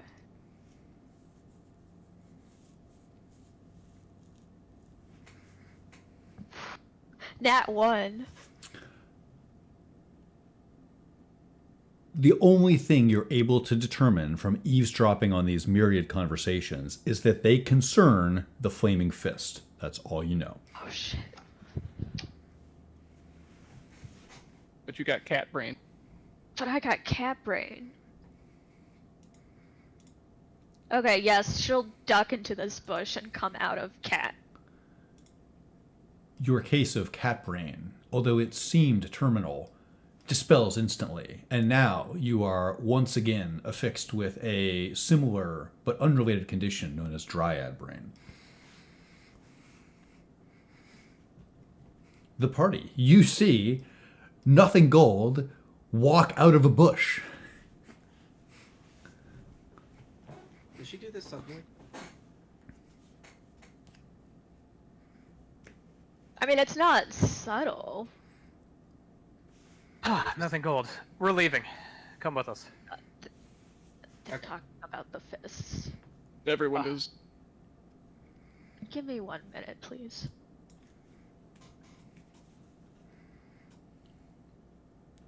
Welcome back and goodbye.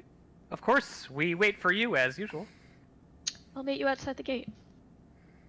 Okay. Where did she come from? She's a dryad. Maybe she was sleeping in that bush. So, two Please, questions. obviously. How do I change the value on these Electrum coins? On the item itself? You can't because it's like a predetermined item. So I'll have to, Gotcha. if you keep track of it as like a separate line item, I can either make you a new one, or we could just have like a line that says I Electrum. penciled it in on the side. That's perfect. Yeah. Second thing, more importantly, Okay. is there a mirror here?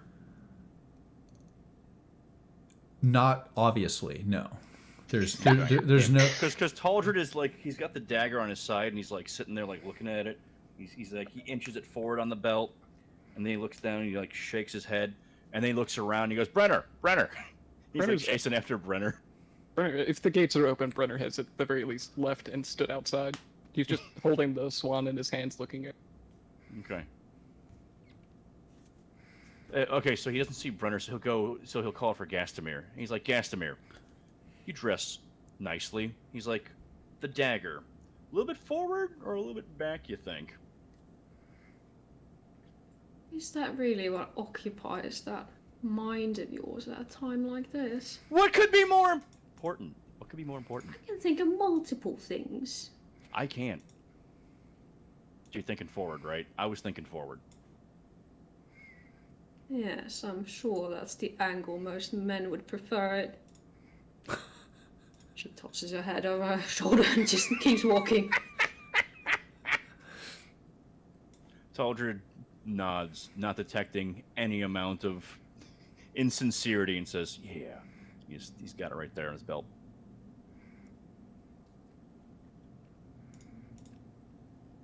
I'm just gonna walk up to Brenner. I'm just gonna look at the goose and look at him and be like, take a gander at that.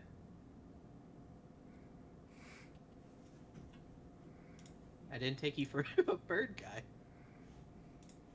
Brenner leaves the most awkward pause as if he doesn't actually understand your joke. I do. Yeah, it's cute. It is, I agree.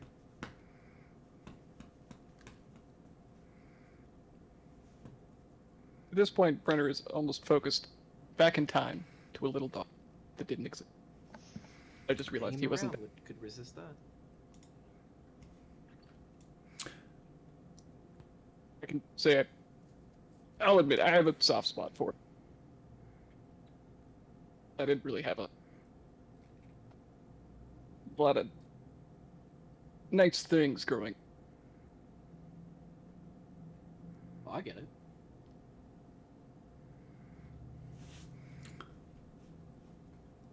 When I was growing up, I had a small little wooden sculpture of a skunk.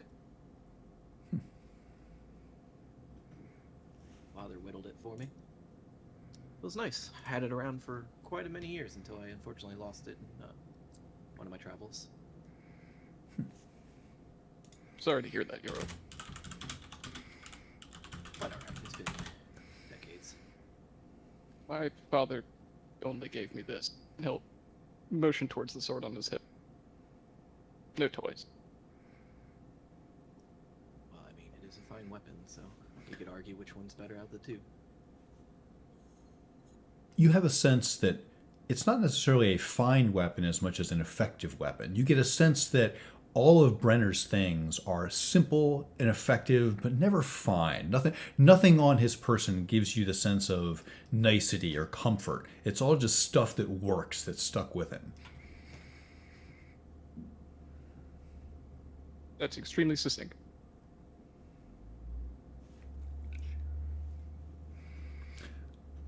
Nothing Well- gold. Oh, go ahead. I'm sorry. We gained a nothing gold, then immediately lost her. Should we just wait for her, or? I mean, I'll be honest, we kind of went across the entire city without her. I'm pretty sure she was with it. You can see Brenner start to wrap the swan in some form of delicate, not so much delicate, but protective cloth and put it into his backpack. I'm fine with waiting for her. She's willing Yeah. to come. I guess. I certainly have some words for her. You want a piece of rope to tie that swan down to your back in case? It's probably safer in the back.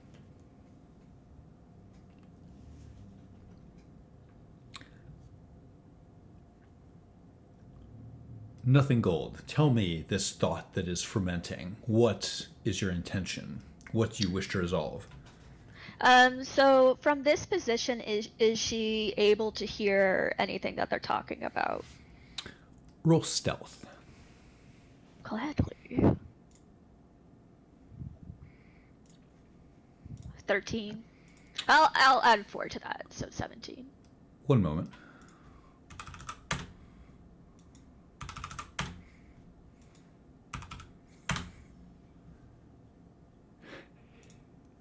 You catch the eye of all three figures look over and see you. You are clearly eavesdropping. The Covered in wizard, blood. old, gruff, with a long white beard, says, What the heck is that? The war priestess of Loth points at you and says, a surfacer. The war priestess of Tyr looks at you and says, What the hell do you think you're doing? All three stare at you. So she is kind of talking in like this panicked hiccupy voice, and again covered in blood, and she sort of like looks between all of them, and she says, is this the city guard where... Roll deception.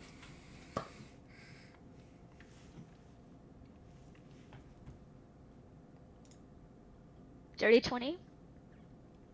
One moment.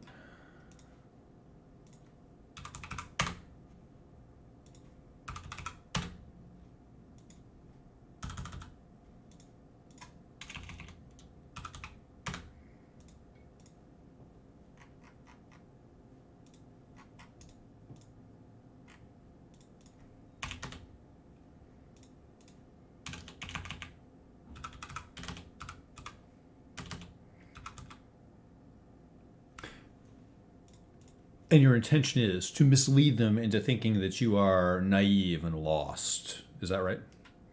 Yes, and that there's something wrong. They look between each other and then at you. You sense that none of them immediately see through your deception, but you'll have to redirect their intent to keep that the momentum of your lie. She'll sort of say, I was just at the temple of the Radiant Heart, and there were these guards, these strange men, and they The fist. We know. The wizard offers up. Yes, the flaming fist is here. They're very strange, especially to something like you. Why? Did they harass you? they hauled out Mr. Forbes, and he's hurt. The priestess of Loth says, Good. I think she sort of bursts into tears and then will run away. You do so.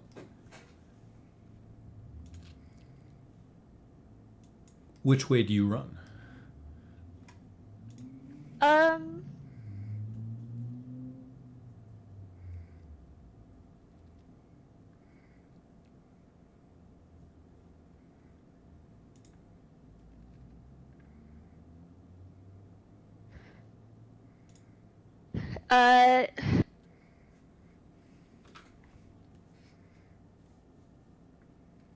She'll head out towards the gate, towards the rest of the party.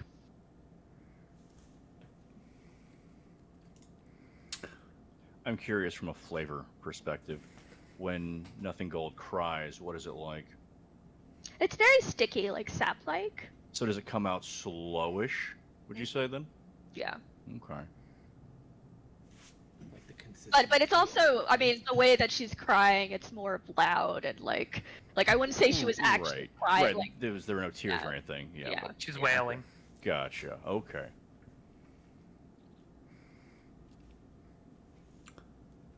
The party coalesces here at the west gate. Are you weaving through the west gate? If nothing gold's here, hopefully. yes, she arrives. Any objections? Are you guys moving out, leaving the city? Yes, Do we notice your sappy face? she didn't cry. She was just acting.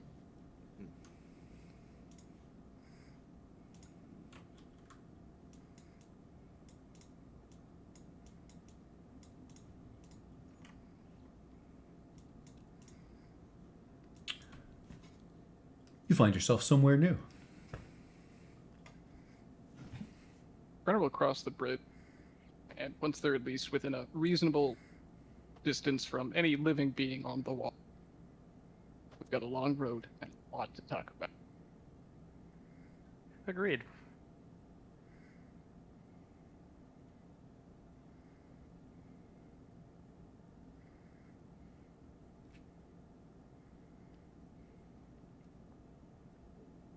I'll bring up my point as I said this morning. We're way more pressed on time than you think we will. We can go have fun in the swamp, kill some undead dwarf, take his loot, whatever. We want to kill Tierney Fang. I don't think we have a month. I agree. Really? Makes you say that. The fists are going to take control of that portal. It's a How is that a bad possibility, thing? but without the key, who cares? Well, it's going to be hard for us to use the portal when they're guarding it. Maybe And not. this is where I bring up corruption again. Is it possible that these particular fists are acting separate? Separate? You were not informed of their coming, were you? I mean, no, not specifically when. But you knew they were outside the city? I mean, had a He general- was given a message directly after the explosion went off. Yes, this is true. And they arrived within, what, 4 hours? By midday, yes. Rather suspiciously so, I might say. It's as if they knew that something was going to happen before it happened. That much Do is they... like, Sorry, go ahead.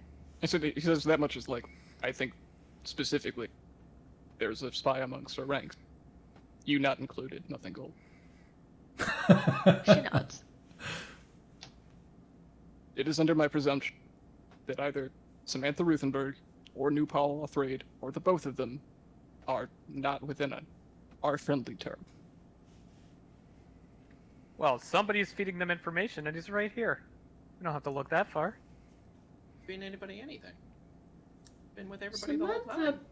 being so quick to agree with them, seemed to go against her nature after all that other nonsense.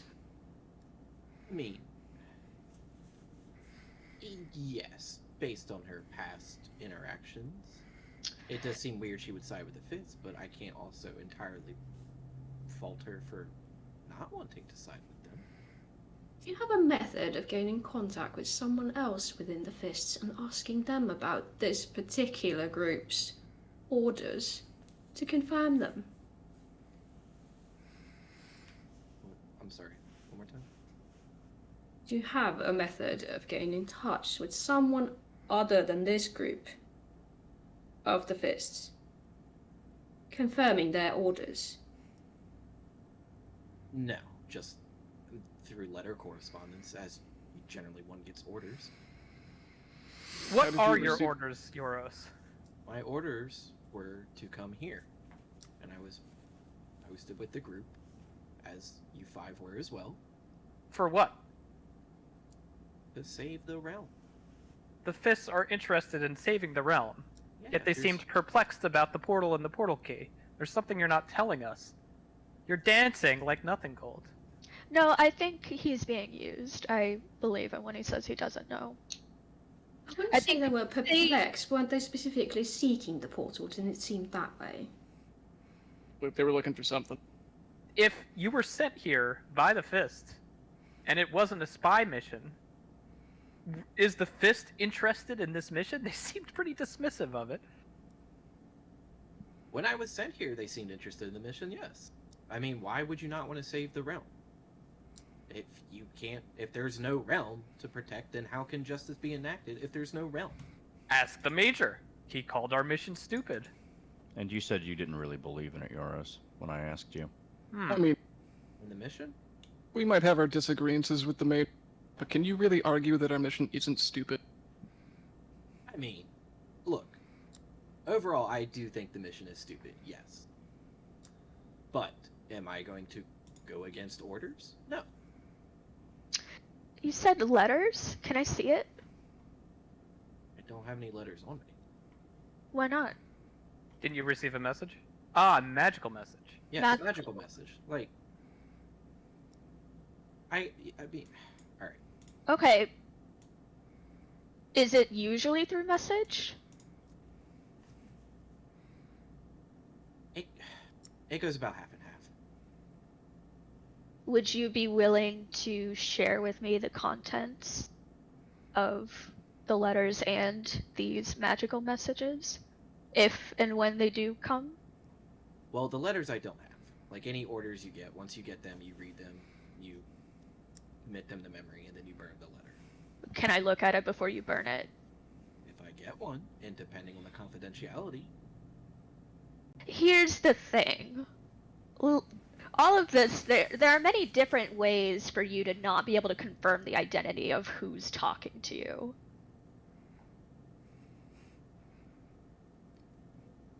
That's true. Is true. What are you insinuating? I am insinuating that I've seen the man who is calling himself, what, Major Avery, before in my circle. What? What's your circle? We've discussed this before. It's a coalition of a number of interested parties, not all of whom are going to side with us, but Can an you tell us information more number. about that? Maybe, Yeah. if we're all sharing. Can you... Yeah, I would elaborate, please. I've served under the Major for quite some time. That specific Major. Avery? Yeah, several Yeah. years. Were you Well, able to detect magic on him? No, never checked. All right. And across the table, we are having this conversation as we are moving at least slowly away from the gate, Yeah. not just congregated outside. Yeah, I don't think so. They were aware of nothing gold. They specifically asked for the Triad when they couldn't find her. Was that not Samantha? Or was that No. one of the captain? That was the Major. It was the Major, yeah. No, Samantha Yes. also talked about it as well, I thought. I seem to recall she Obviously. pushed towards the group and she asked about nothing so gold. I think that came up across the table. So I think that came across when I just did a general check for the full group, and I just kind of off the cuff mentioned that I didn't see nothing gold. But that's when I failed the perception roll, and there was the crowd of people. And I think that's- specifically remember the Major saying, "Where's that Dryad? Where's nothing gold?" I remember that as well. was that Oh. was that because I mentioned it? Am I sharing a hallucination with David? I don't- No, I think I they- thought no, it was no, autonomous.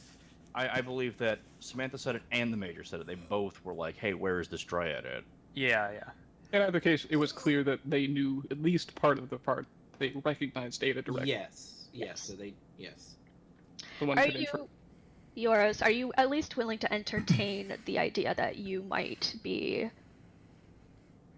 being used? Being tricked?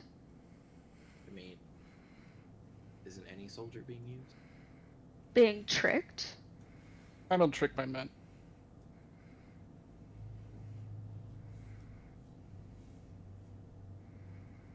It calls into question why they came in with such force when they had a man inside.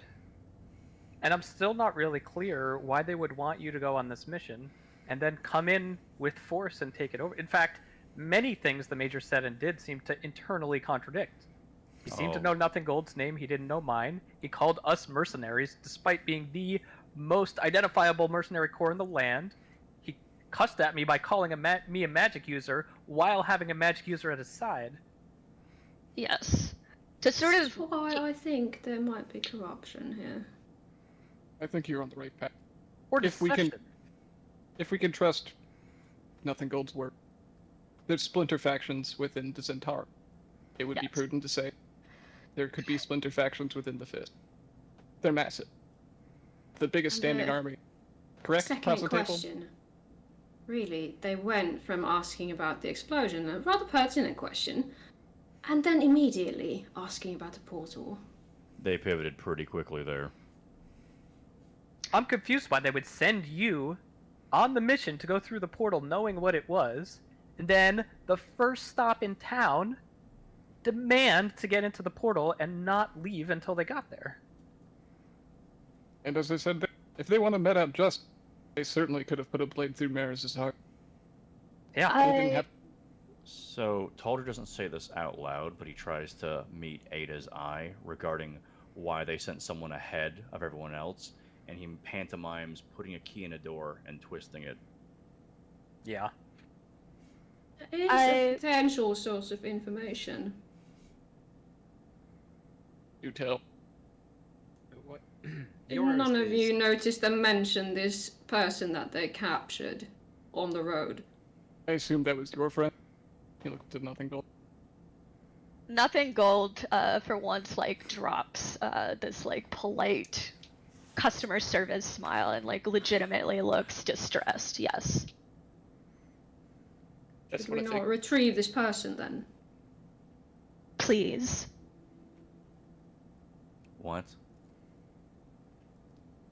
I can't disagree with her probably being a valuable source of information. What I can say is, we don't know where she is, and if the Fist weren't lying, and they have a retinue of 12,000 men on the way, 1,200. sure, drop a zero. Well, that might be a lie. If they are acting separate, they might Well- simply be bluffing on that one. Yoros, how much of this conversation are you going to immediately parrot back to the Major? None. Okay. Yes. Should we kill you now? I don't want to kill you. I just want to know if our partnership is ending. No. Violently. So I'll if laugh we at Casimir, yeah. if we break this person out from the people you are taking orders from, you will not inform them ahead of time. Brenner looks directly at your. I meant what I said. Would you not wish to receive answers as well? Is there no seeds of doubt in your mind? Look, I know parts of the Fists operate independently, as any large organization does. To insinuate corruption that is a very high allegation. Here's the reason why they would want to know where the portal is. That is the best way to get on Tierney Fang's good side. Being that he knows that somebody is repeatedly breaking into his keep again and again and has not been able to determine who or where they're coming from. I believe, having recognized your friend, that that is their intention. Your friends also cast magic. They cast magic that my Ooh, drawing from the okay. Seldarin. I don't think so. I can't say that I'm well versed in these ways, but we're dealing specifically with the faction that holds the power over magic. I think they would have vested interest in it. Yoros, You know, you also cast spells. I do. Yes, I was surprised nobody brought up his Shadow Weave in front of his friends. At a certain point, you just understand that they're there to bully us. Fair. They're unwilling to go through political channels. They were there for one reason, to shake us down. And we were interrupted before you answered how it was that you came to be in the service of your patron. My patron? Yes. I don't have a patron. Who gives you the sword? What sword? According to Nothing Gold, he whipped it out of thin air. When was this? When we were defending the temple, he had the dagger, and then he pulled a sword out of the shadow weave. I did not notice this. Because I When didn't it was let you him see. and I before. I didn't Alright. let you see because I knew you would get up in arms about it. I have a book that communes with the demon weave, okay? None of us here have clean hands. We live in a dirty world. We're just Hey. trying to figure out Alright. the extent of the dirt. Sorry, Taldred. We all know how special and precious you are. All We're going into battle together. I don't want to see a shadow knife in my back. There is going to be no shadow knife in your back. I don't think you would see it. Exactly. Thank you, Gasmir. What I can say is, I'll just pat this armor I'm wearing. All I can say is, this is how I use the shadow weave, and this was granted to me. By? I cannot say. Because it endangers your life or their mission? It endangers something that is very important to me, and that's all I can tell you. Is it a pact? A curse? I cannot tell you. I'm gonna go with curse. Well, whatever guess you signed. I'm going to try and make an intelligence check to try and remember if the Warcaster was wearing the same garb. Roll Is your. that allowed? Of course, yes. Roll your intelligence check. In the meanwhile, Gasmer says, more importantly, we really do need an answer to whether you are willing to retrieve this prisoner to acquire more information before you decide if you are going to communicate with the Fists. Ada. It did not look identical, but similar. Perhaps the same note in a different key. That explains a lot. Listen, Euros, I'm not trying to threaten you here. Nothing of the sort. I just don't want our interests to misalign in such a way that we have no choice but to betray each other. And I have no intention of betraying. I am So- following. I don't have any interest in moving against the Fist, although they are acting like an organized criminal company right now. There's no reason why they shouldn't have gone through the proper channels. The fists. I think The fists just kind of move in. I think I we will- should consider, for the time being, these particular Fists to be an entity of their own if we have suspicions of them potentially acting as such. That does not mean that you are betraying all of your company. It means you are serving them by investigating these particular individuals.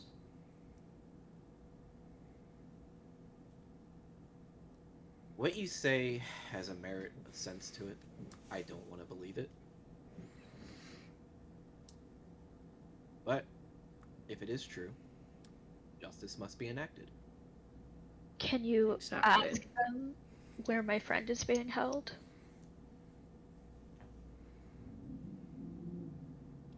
Assuming they still are alive. That is a touchy subject, especially when it comes to prisoners of any situation. I can try and infer it the next time we meet up with them, just out of curiosity. Don't you think it's worth it that if there is corruption in the Fist, is it not your duty to bring this forward? You do make a point. It doesn't have to be open corruption, Euros. This is precisely the way the Zentarum operate. They apply True. pressure, and everybody thinks they're on the right side. I bet your major thinks he's on the right side, and we're on the wrong side. That doesn't mean he's an evil person who's praying to Shar every night. That just means that the correct pressure or misinformation has been applied to them. I'm certain it's been applied to us. He doesn't have to be a bad person to be an asset of Tyranny Fang. Isn't that right, Nothing Gold?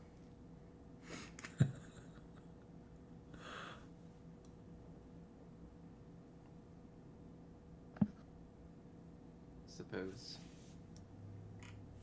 Am I travels, I have seen many individuals swayed by their ordeal or their ideals. He may be protecting somebody as well. If there is a blaze or a marshal within a radius, we can bring up the question of this. Do you know if this was the person you were reporting to, where they were camped? Were you not sent from their camp directly here? Not from the camp, no. Traveled the road like everybody else. Where were you before you arrived here? 2 cities to the south. Separate from your faction. Yes, that's where I was last posted. Alright, well, we did pass... Sorry, go ahead. And as I mentioned when we met up, we all had that letter coming to this area, correct? That's true. I was given this letter. They requested the best. Ah, so they sent you in as bait. Well, I am the best, or at least very good at what I do. I'm I sorry, assume that's why I Yoros. sent- For what? Yelling at you before. That was okay. I took no offense. I just assumed you're grumpy. Did not like that comment either. We all have our off days. Euros, can We I trust appear to you? be in agreement, yes? Brenner? I want a knife in my back as much as the rest of. I meant what I said, Euros. I'm not I putting a won't- knife in your back. I won't apologize for.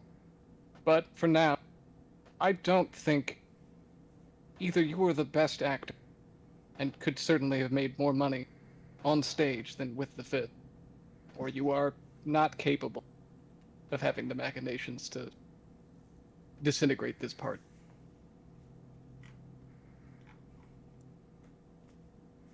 I don't know how to take that, but thank you. Yeah, that's my point. One last line of questioning. Nothing gold. Yes. They were interested in you. Yes. You were nowhere to be found. What happened? Did you know the fists were after you? Actually, no. But given that I found them familiar, I suppose some sort of splintering must be happening in my faction as well. But I was hiding as my concern was that they would... The reason that I was talking to High Priestess Maris is that she was trying to put me in touch with this friend. And my concern was if these people immediately went after her, I would lose any chance of being able to find her again. And so I was hiding with the intent of making a break for it if I thought that the High Priestess's life was in immediate danger. It did strike me as well that the other Zentarum agents publicly posted in the city should be in danger, but given that we're unclear that these people are actually working for the Fists, perhaps not. Perhaps it'll just be a theater. One thing I will say. We have to kill Tyranny Fang, but we know he has his soul in a phylactery. Walter Forbes told us so. Yes. It occurs to me that I don't know how to destroy a phylactery, and if I don't know, then I assume nobody else here does. I do. Excuse me. What? I told you before, I was a paladin of Torm. You know how to destroy a phylactery. Are you confident in this, even though Torm's gone from this land? I don't need his hand to do that. Forbes told us straightforward. Tyranny Fang holds many powerful things. If they truly have the Censer of Hell, we can kill Tyranny Fang. If they don't, we're walking into a death trap. Maybe I we have should this- have a plan B then. I agree. This sword on my hip cannot pierce a phylactery. Phylactery is just a soul jar, right? It's It can be magical. many things. It can It be is warded. Extremely potent magic. If you had your soul as an immortal evil creation, would you not safeguard it? I mean, if it can't be destroyed by normal means, can't you just like throw it in a volcano? Alright. I'll turn away from Euros. It's such a Euros question, though. So, nothing gold. What we need is alternative information. I'm really glad to hear that, Brenner. I would like more than one plan. I think this may be a one-way trip. I want to make it worth our while. Well, my friend can help us get more information. The thought was that the man in the market who Taldred attempted to purchase from earlier, the obvious Centaurum agent, he's from Thay and may very well know something or know somebody who knows something. But to be honest, my friend is much better at this. I am usually working with 6 other people. I'm trying to do the jobs of an entire heist party, as it were, and this is not my usual post. Can I ask you what information you expect from this source? From my friend? Yeah, because if it's more of like, ooh, the Zentarum are bad, No. we would spend a lot of time and effort and exposure to the Fist doing this task of freeing your friend. I would only want to do it if we thought we could get something relevant. We will at least know what she thinks of the Fists. And I believe that she would be more trustworthy than Maris. My intention was to swap Maris out with her as the person through whom we broker our information. Well, I have a good idea of what she thinks about the Fists. Yeah. Highly, I'm sure. We'll see how well they're treating her. Are there Gasmir, spells that would assist in finding her? Miss Worthworth? yes, there are, but I don't have them inscribed in my book. I only got this recently. If we were to happen upon some divination scrolls, I could scribe them and make I use. have something that might help. I'm sorry, you need to... I'll be back in 2 minutes. What is that, Taldred? If I knew something she was wearing, something on her person, I could probably find her. Well, I can tell you this. If she is indeed a prisoner of the Fists, they're either going to keep her at the encampment they have, or they're going to throw her in the first jailhouse they control. Which is here. We just passed it. Sure. Probably. Although I didn't see a soldier posted outside of the jail, so the Flames probably don't have control of it yet. Or the Fists, I'm sorry. Yeah, I don't want to wait a week for her to be transferred into that prison. And are there any unique items that she might be wearing? If I draw something for you, will that suffice? Across the table, I'm not actually sure, and I doubt Taldred is either. And also, I think she probably was stripped of all of her belongings, but... But still, that would be relevant. It would be in the if- camp. Exactly, like we would know she's in. And such others would say, I'm not 100% sure, but it's a good shot. Maybe our best shot. So let me ask you this about your friend. Is she a true Zentarum? What do you mean by that? Do you live and breathe Zentarum? I still don't understand. I think we've... As I serve the Fist, does she serve the Zentarum? I'm not sure I can answer that for her, to be honest. Then how much do you know about her?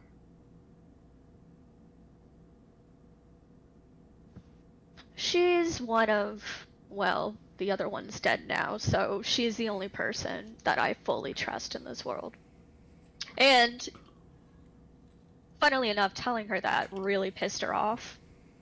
I think any agent of the Zentarum hates to be told to their face that they're trustworthy.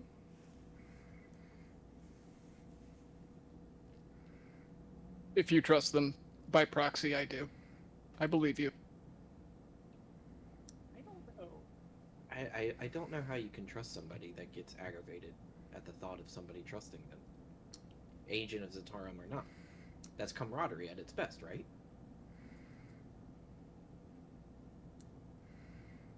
Are you two not working together to a single goal? Why? We are. Then why would she be aggravated that you trust her? Have you never had a friend rib you? Have you ever had a friend, Yora? 4. Very good friends. It's quite personal hand. all of a sudden. Connor mentally counts the people in his party. There are 5. All I'm asking is that you meet her. I trust that you can all make an impression of her for yourselves. If you decide that you do not want to work directly with her, I will continue brokering through her. But my intention is that any information that we need, she hopefully will be able to get for us. At the very least, she'll know more than Maris was willing to share with us. I think any information we get our hands on at this point, no matter the means, is valuable. Is this our first priority then? No swamp for now. I sincerely doubt the sword of the dead dwarf can pierce the heart of the phylactery. No, but Oh it'll. no, but it could pierce the hearts of the Guardians. Who are we going after, by the way? I completely missed this conversation. Which swamp? Why are Same. we going? We were told by Newpal that there's some dead dwarf there who holds some magical arbor and weapon, perhaps. It was generally of the thought that we're not going to just waltz in and stab the phylactery and run out. There's going to be interference. Did he say who the identity of this dwarf was? He did. I'm going to make an intelligence check to see if I can remember the name of Grint Grommel. Connor will as well. DC 13. Ron, Grint Grommel was his name, if I remember right. Ugh, what a Great dwarf name. Grint Grant. Grommel? Yeah, it sounds like a dwarf, right? We noted that Miss Rothenberg seemed to think that we shouldn't be trusting this information. But I would say that we shouldn't be trusting her. by all accounts, I don't trust either of them. Well, then we might assume that the swamp could be a trap as well. Grint, I mean, how many of you know the story of how Tierney Fang rose to power? I have a vague impression. didn't he stab somebody? Isn't it like how kings work? You stab the king, you become the king? Well, people were stabbed, yes. Do you know? Grint Grommel was one of the people traveling with him when he and his party were said to go to some temple of some Mistra, I think, right? And that's how the whole spell plague started.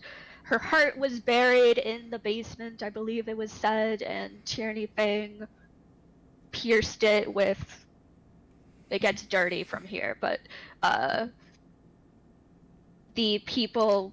Among the people accompanying him was said to be a Grint Grommel that later died by his hand. In other words, this ghost might have information Yes. of our quarry. Interesting. Or a interesting. grudge? Did she mention anybody else? Yes. Did he mention anybody else? He did not. He just said a dead dwarf in the swamp. I can You're tell you how to break a phylactery. I can't tell you how to talk to the dead. I can't either. Actually, This man was said to have single-handedly been the reason that Tierney Fang faced no opposition. He's very martially powerful. If he wanders the swamps as a restless dead, then one might assume that he might be capable of speech, Look, and I we can can simply talk to him. to the dead. You can. Talking to dwarves is slightly harder. He should be the same size as me. Just pretend. I can Sure he translate speaks for you. Common. Doesn't everyone speak common? It's not a language barrier It's just a thing. human. I will say that I believe my friend is a higher priority, but we should not discount whatever information this Grinch Grommel can give us about, the hope is that he knows something about Tierney Fang as a human being. Yes, perhaps we could bottle up the vengeful dead and take him with us as we go into the keep and release him. Well, Oh, if only. I can say I'm a spirits hold little grudges, opposed to right? that. Yeah, they do. Well, I mean, I could probably have a way to talk to them. Maybe we can. You too. Yeah. Well, Granted, I would have to kill it first. He's already dead. Yeah, but you can kill stuff twice. Either way, I do agree with nothing gold. I believe her friend is the current priority, and once that is done, we can find out who indeed can speak with this dwarf. Are your commanding officers not still in the city? Mine? Yes. Yeah, they're still in the city. Can we not go talk to them now? They're busy, so probably not. when we break your friend out of prison, they'll know it was us. 100%. They yes, and I don't Just think, told us. Yes, and I don't think we should do it so quickly. After hearing Agreed. that information too. Yeah. Sounds we like don't even know where she is, so I spend the entire time, like a whole day, 2 days. let me put it this way. I'm already made with them. It doesn't matter when we break her out. They will know that it was me, and in conjunction with me is all of you. So I'm saying if we break them out immediately, if we wait, we can get more information about these fists. They'll be in town. They'll be high profile. it sounds like she's valuable to them as well. I don't think that they would just kill a valuable source of information. No, absolutely not. Unless At the very they- least- generate more value. If we break her out, we need to be through that portal before they find out. We have to be fast. I agree. So the plan is accumulate power, preferably find another way to break a phylactery in case Tierney Fang just happens to not have the sensor of Helm in his back pocket. And just get as much information as we can so we're not walking into 100% of a death trap. I agree. And the first place to start with that is finding his old companions, right? It's not the worst decision. I mean, we might as well, because we don't know where her friend is. In all the flames are still setting up anyway, so we just wasting time. When we can use that time to go talk to a swamp dwarf. can you not send a letter? Is there anything we can Do do? you know how long it takes for a letter to get anywhere? She just blinks. if I had my hawks, it would be faster. Is that why you're into the birds?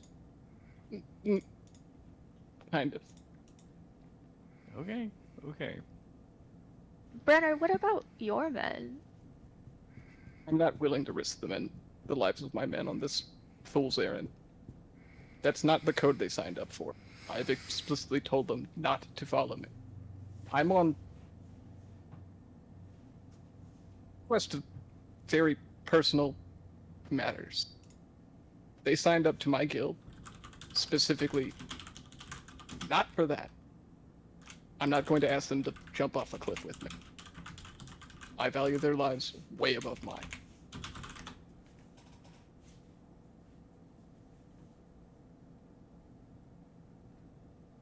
We should have bought that glass bauble. What? The painting that I have a buyer, and I'll be able to get us some money. There is also, of course, the Githyanki, but we can talk more about them later. Oh, you were gone. I think Halbert did. It explained to us that we were getting paid, correct? He did not. No, I talked to Mr. Forbes alone, so you guys wouldn't be privy to that. Scratch that then. We are in need of supplies, money, power. no matter what course we take, we're going to need it. I don't see why we don't go to the swamp, and I can act on my own, but you folks that rely on nothing but your wits and your might, you need some aid, some weapons, some armor. Yes, and we need friends whose spines we do not wish to pull out. Those seem to be in short supply. Well, this dwarf is already dead. We can't possibly kill him anymore, so he will be a perfect ally. Kill things twice. He's right. Gasmir, Yes. can you transform into something more subtle? What do you mean Oh, transform? strange question. I think you should be asking nothing gold then. Well, I already know she can. I'm just curious about you. It might be useful. What do you think I am, a druid? Please. I'm not certain. Do you have that ability? I'm Should not have trying to be asked. insulting, Gasmir. I haven't been prying. I'm merely asking if you have the capability. I've seen Because a I was lot of. too subtle. I am not a druid. I do not turn into cats. Didn't they teach you how to alter your at that fancy school? Fancy school.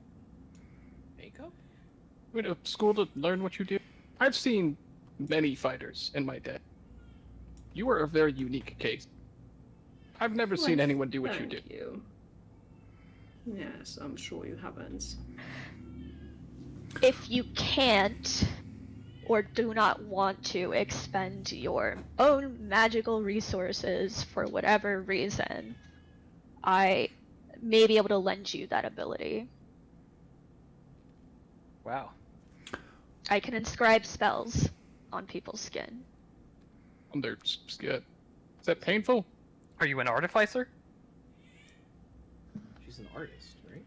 An artist. Ah. It is painful. It does require the use of a needle, and it takes. That's just tattoo, right? Yeah. Sure, that would be useful.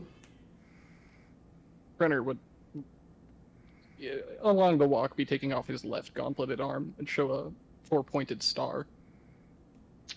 She will take his hand if he allows her and inspect It's it.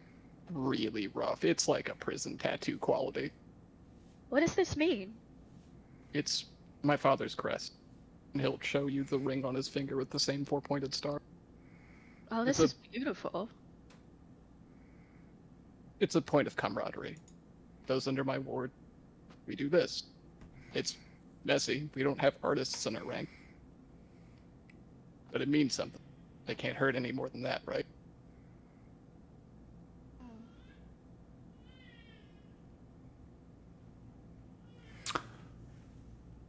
Do we mind if I'd like to cut it here just because the sun It is is late. moving in the sky? It's getting very late. Thank you so much for the session. Can everyone play next week? Yes. Should be able to. Okay, wonderful. Thank you so much. I will see you guys next week. Incredible session. I have one-off comments for everybody. It's incredible. Talk to you guys next week. Had a blast. Sounds good. Later. See ya.